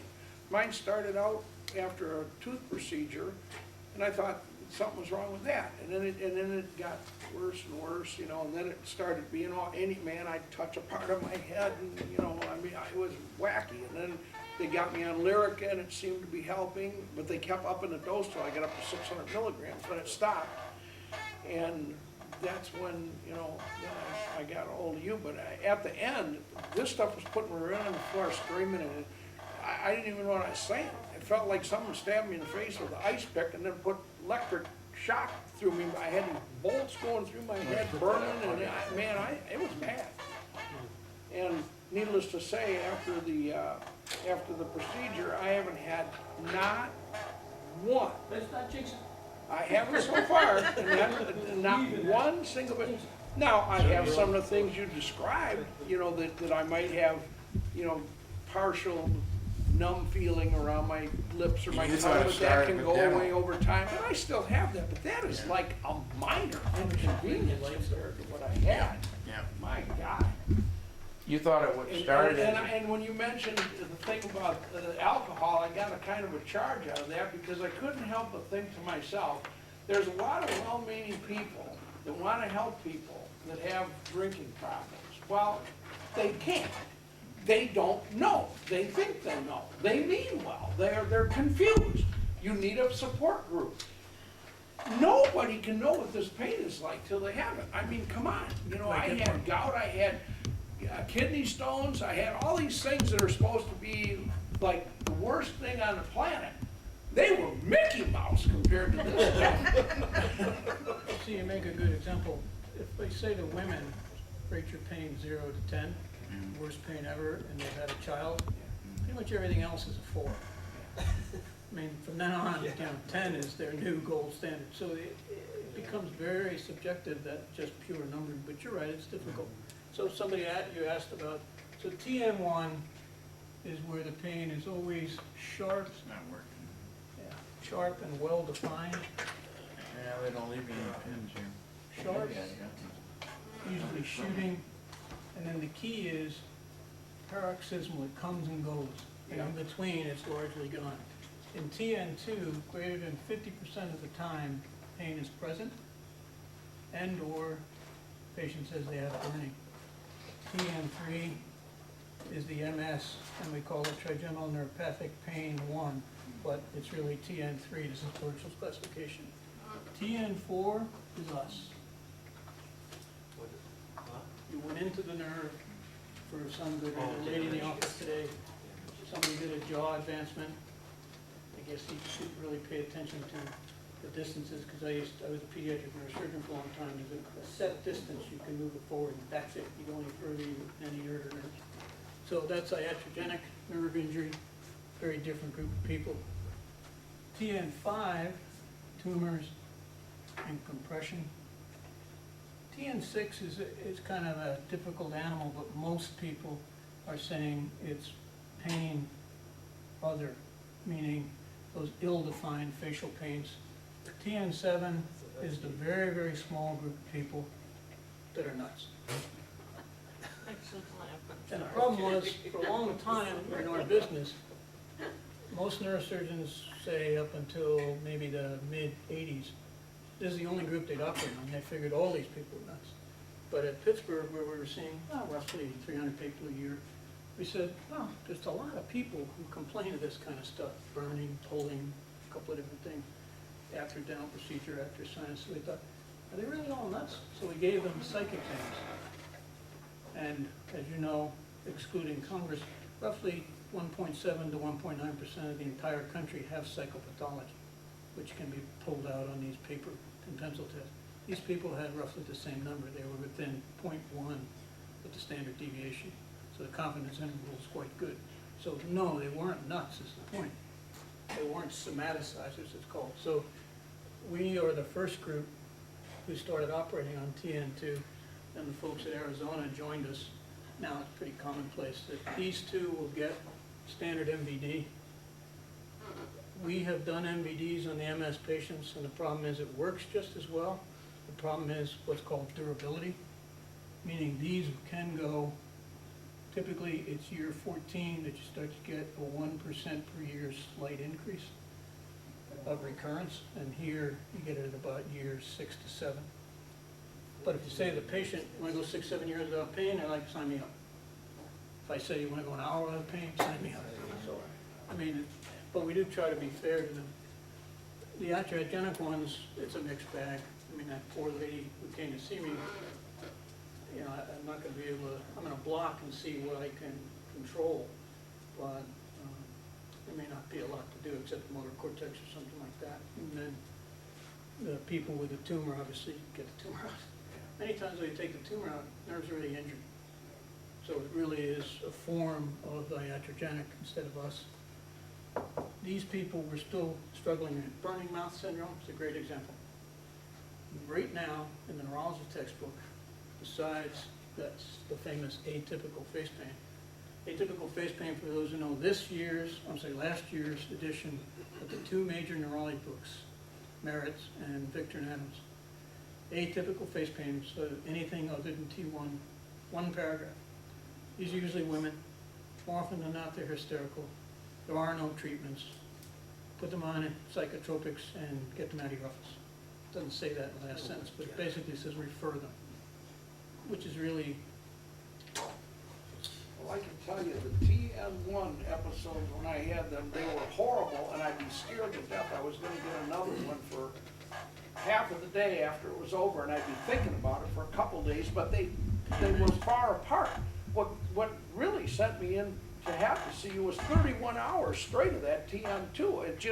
It was terrible. I mean, you can't do anything about it, and man, I couldn't believe it, because I went from being under what I thought was pretty decent with this Lyrica, it's working, they'd up the dosage, and I'd have episodes, but then, like the other guy said, well, you're only having them once in a while, we can give you something else, and when that thing hit, I told you when I saw you in the office, I said, I didn't care what happened, I said, I have to do this, I have no choice.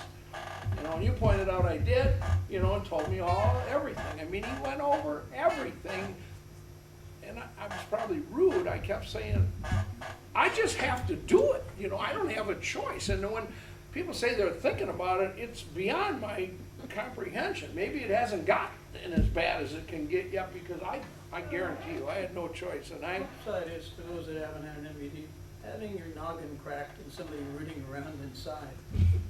but I had It's a little thinking that you gotta go through. He was to the point where you could take my head. Well, you talked about that too. I did. Yeah. I just said, and thank God he got me in really fast too. Yeah. It was really a blessing, because the surgery itself was really not any problem. I mean, they released me from the hospital the next day. You know, I was there no time at all. And I did the walking that he told me to and did everything, and I didn't zoom right back to work, even though I felt fine. I thought, I'll wait. So I took about 5 weeks before I went back. And other than this, like I said, it feels like when you go to the dentist and they give you the Novocaine and then it's partially wore off, but you know, you're not numb, but you feel weird. That's how that lip and tongue side of my tongue, but it may take time. Your nerve is like a tube of toothpaste, normally. When the vessel comes to compress it, it squeezes the tube of toothpaste. All we're moving is the vessel and putting a pad in there. But the squeeze is still there, the dysfunction. So it takes that 18 to 24 months to fill out in humans. But it's improved. So, yeah, that's the point. Over time, it should settle, but it doesn't always. Sometimes there's a scar and you hit an end point. So some people come to the office years later and say, well, not a bad day. I can kind of get this sense of, we call it onion skinning numbness, just a little sense of like an onion skin. But many times they're still happy that they got the. Oh, I would tell anyone that is struggling with that, go talk to my doctor. He'll tell you the straight story, and it was really a miracle. This is gonna cost me $50. At least. Where did you have it done? At Beaumont. In Grosse Pointe, yeah. Yeah, the face pain division completely up to there. Yeah, oh, and they were very professional, very professional. In fact, I remember when I saw him too, I was telling him, I said, I never go to the doctor, which I don't. I mean, I was like, the doctors would be out of business if they were waiting. I didn't even have a family doctor. I'd have to be deathly ill to go to a clinic, you know, that's all I ever did. Because I figured, hey, you know, your body, take care of itself. Well, let me tell you, when you run into this stuff, no way. Did you have a question?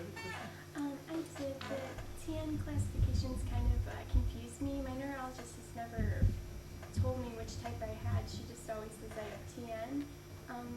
If your pain is constant, which category do you fall into? T2? Unless you have MS, Not that I know. unless you have a procedure done. No. Type 2. But you said you had shooting as well as burn. Yeah, Which is common. I have the like pulling and kneading all the time. That's constant. And then when I have what I call my attacks, that's when the stabbing and like the electrical. Explain to Dr. Casey, though, how it started. I've had it since I was 5. I had a closed head injury, and I wasn't diagnosed until I was about 16. And so they just told me that the nerve is permanently damaged, and there's nothing to do about it. That's that. Was your nerve ever tested? Just MRIs and Yeah, but that tests your brain, not the nerve. So the reason we do the 5 modalities, your nerve has 5 things it does for a living. Light touch, point, pressure, vibration, and cold. So I test all 5 in the office against the side that was born the same day, the other side. yeah, the first And first see if time there's I any got deficit. diagnosed, they did like they were poking me with pins. Yeah, but that's just pins. See, if you're looking at all 5 modalities, because about 87% of all TN patients, whether they're type 1 or type 2, will have at least one of those modalities. But only 6% have all of the modalities. And then we know that, okay, since microvascular decompression is simply taking the vessel away, we're depending on the nerve to heal. And people have said, even Dr. Janetta, but I got him to agree to this about a year before his death, that demyelination, well, we know for sure from those nerves we got, sometimes 10, 12 years after the surgery, they were still demyelinated. It's dysmyelination. Myelin is not proper. And by removing the pulsatile stimulus, this otherwise improper myelin doesn't suffer as much dysfunction. But it's also why some folks will, years after the operation, say, hey, a little twinge. Kind of reminded me, nothing quite, but just a little zinger, and then I thought, uh-oh, and then haven't heard, I haven't gotten it in the last 6 months. Dysmyelination, if you turn suddenly and the nerve gets stretched, or some of the mechanical things, rides will do it fairly frequently in elderly patients. They go on a wild roller coaster, they'll tell me, you told me not to do that, now I know why. So, but that's the point, you have, again, you don't make diagnoses in a room without examining, but sounds like you're more closer to TN2.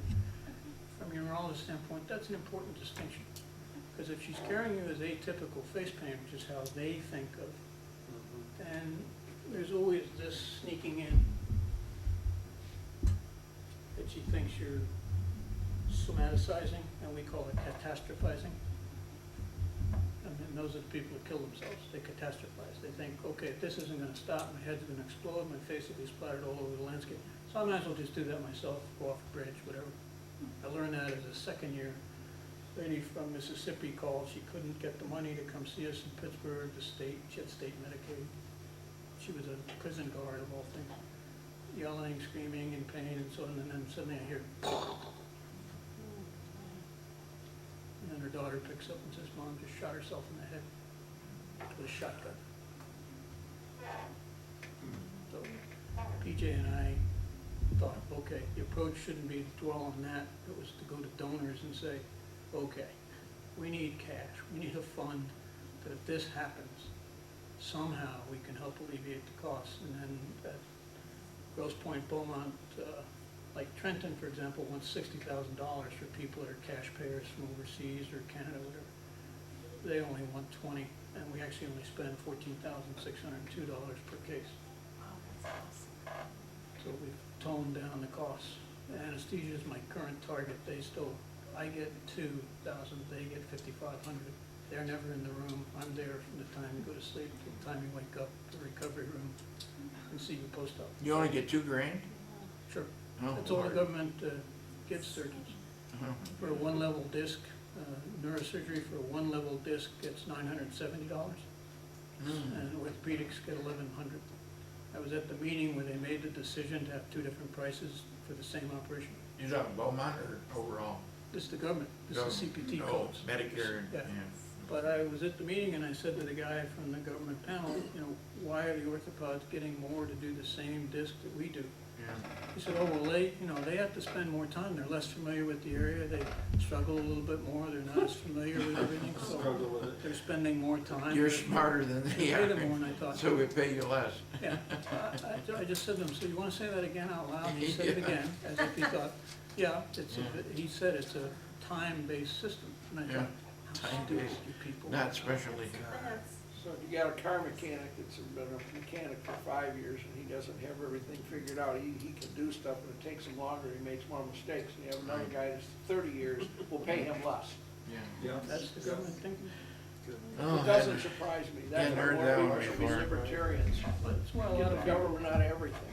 that's why a lot of people won't do, of the 3,300 practicing neurosurgeons in the United States in 2008, last time that was surveyed for this, there were just over 1,700 MVDs done in the country. Per surgeon, it was 0.9, because there were several of us doing, just two of us actually doing 300 a year, it was PJ and I.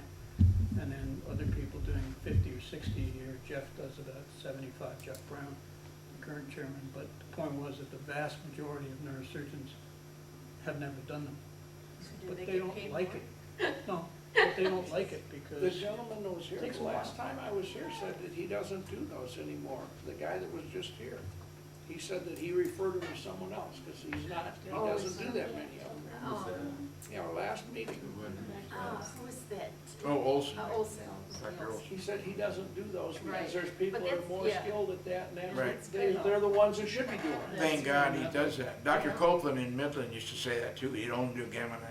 He said he did MVDs for a while in California, but he had some problem. I don't know if you remember in '06 or '08, he spoke at Dearborn and you guys were a little different colors there and some other issues, but he did say, but he came out and said, I don't know if you were in the I don't room, have strong opinions on he said the MVD was the gold standard. I don't know if you were in the room when he started out his talk about the gamma No, I knife. He was said the fascinated. MVD is the gold standard, so, but he said, I said himself, I said, I'm not smart enough anymore, not smart enough, but I just haven't done them in a long time, and, so you'd only do the gamma knife. For the children, the problem is that right now, one of our board members, Mark Linsky, fell into the lap, a couple of kids fell into his lap, 2 or 3 kids from Europe and so on. So we have all decided that we'll kind of send him the 10 and unders because they're more than we thought, number one.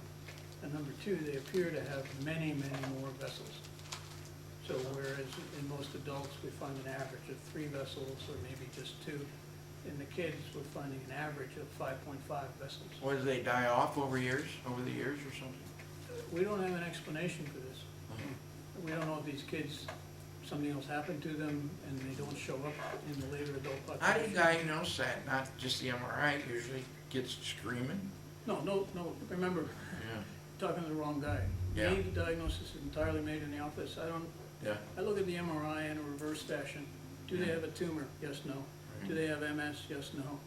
Is there a big ass bone in the way that'll make it harder for me to do the operation? Yes, no. And then what's called the tentorial angle, because it tells me, will the nerve give me a 4 millimeter gap where I can get past the hearing nerve, or only a 1 millimeter gap where I have to take a slightly different approach? This is something we teach the residents to look at. Yeah. But the seeing the vessel, we did 300 consecutive cases in Pittsburgh. The guy operating, whether it was PJ or I, didn't make the decision. The other guy would look in the scope, grade which vessels he thought were the causative vessels, write it on a slip of paper, give it to the theater nurse, she put it in a box. Then, post-op, we had the films read by a high-grade neuroradiologist for vessel contact. And then we plotted their results versus our results in these successful cases. It was a scattergram. There was no correlation whatsoever. So Right. what John Alksney said got misinterpreted. John's one of the board members. People will credit him with saying, if the MVD doesn't show contact, if the MRI doesn't show contact, you can't have an operation. And many people, especially insurance companies, have run with that because it's a great way to blow off the operation. What John actually said and did, if they had contact, he found a much higher rate of success with the MVD. Right. Okay, that stood to make sense, but for PJ and I, we said, okay, let's go back and look. And the difference was, contact is usually best seen with an artery or vein bigger than 3 millimeters, because the nerve's only 3 millimeters in diameter. So they're easier to see on MRI. But we have moved veins of a 0.5 millimeter and a millimeter and had success, especially on redos where someone else said, didn't go as well as they wanted, patients still has pain.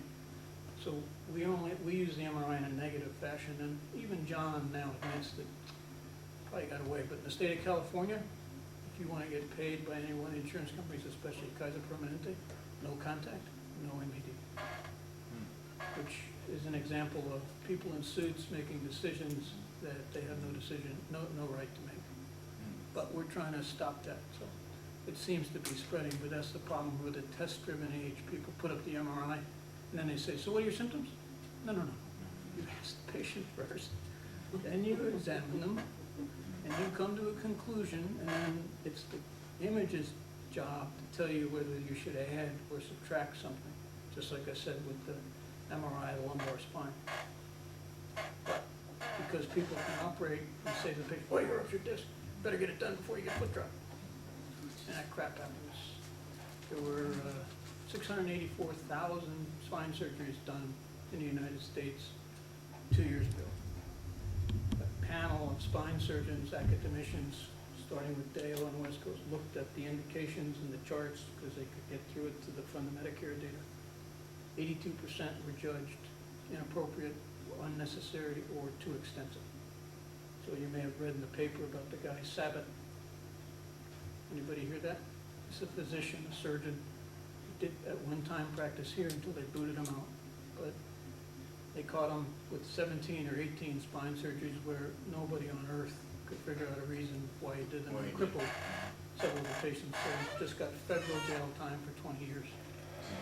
He's 58, so with any luck, he'll die in prison. And I've said that to him. I was asked to fill in for him and said, oh, no effing way. I am not covering a criminal. It's not happening. He was up at Lapeer when I was asked to do that. He was just an out-and-out criminal. You have others, though, in this area. You have a couple of people who the operation is planned before they ever got to the office based on why you're being sent, and then they make the mistake of throwing in a few exam things and you're booked. Your opinion on something, back in '79, I had foot drop, and from a ruptured disc, C5, but back then it was angiograms, and lay on the table this way, you couldn't see it. Till I went to Wisconsin, my brother-in-law lay on the side, they did a gas myelogram and saw it, so I had surgery. So 6 months later, I go to Mayo, he wanted me to go there for an audit, my brother-in-law did. All of he is a neurosurgeon. So I'm talking to the young guy for a couple hours, and the top guy comes in, and he told me that I couldn't have foot drop, and I was still having feeling in the feet. You know, I had foot drop, I knew that, but I was still having feeling in the feet, and he said, you can't have feeling in the feet unless your arms are paralyzed. No, And I think what my neurosurgeon told me when I went back to him 6 months later, he told me, don't listen to that. He said, I won't put it in writing, but your disc was into the cord, Yeah. and the disc was like crab meat. I'll guarantee you that the feeling in your feet is from your neck, and your arms aren't paralyzed. But I guess that's as close as I got to being paralyzed. So the disc can press into the cord at the neck level to give you sensation in the feet without paralyzing you. sure, Is that true? because if this is your spinal cord and we cut it as if we cut your head off, Right. this is the back of your body, the front.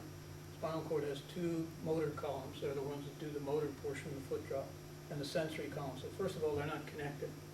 So if the disc is pushing here, it's going to get the arm fibers, because these are layered, arm, chest.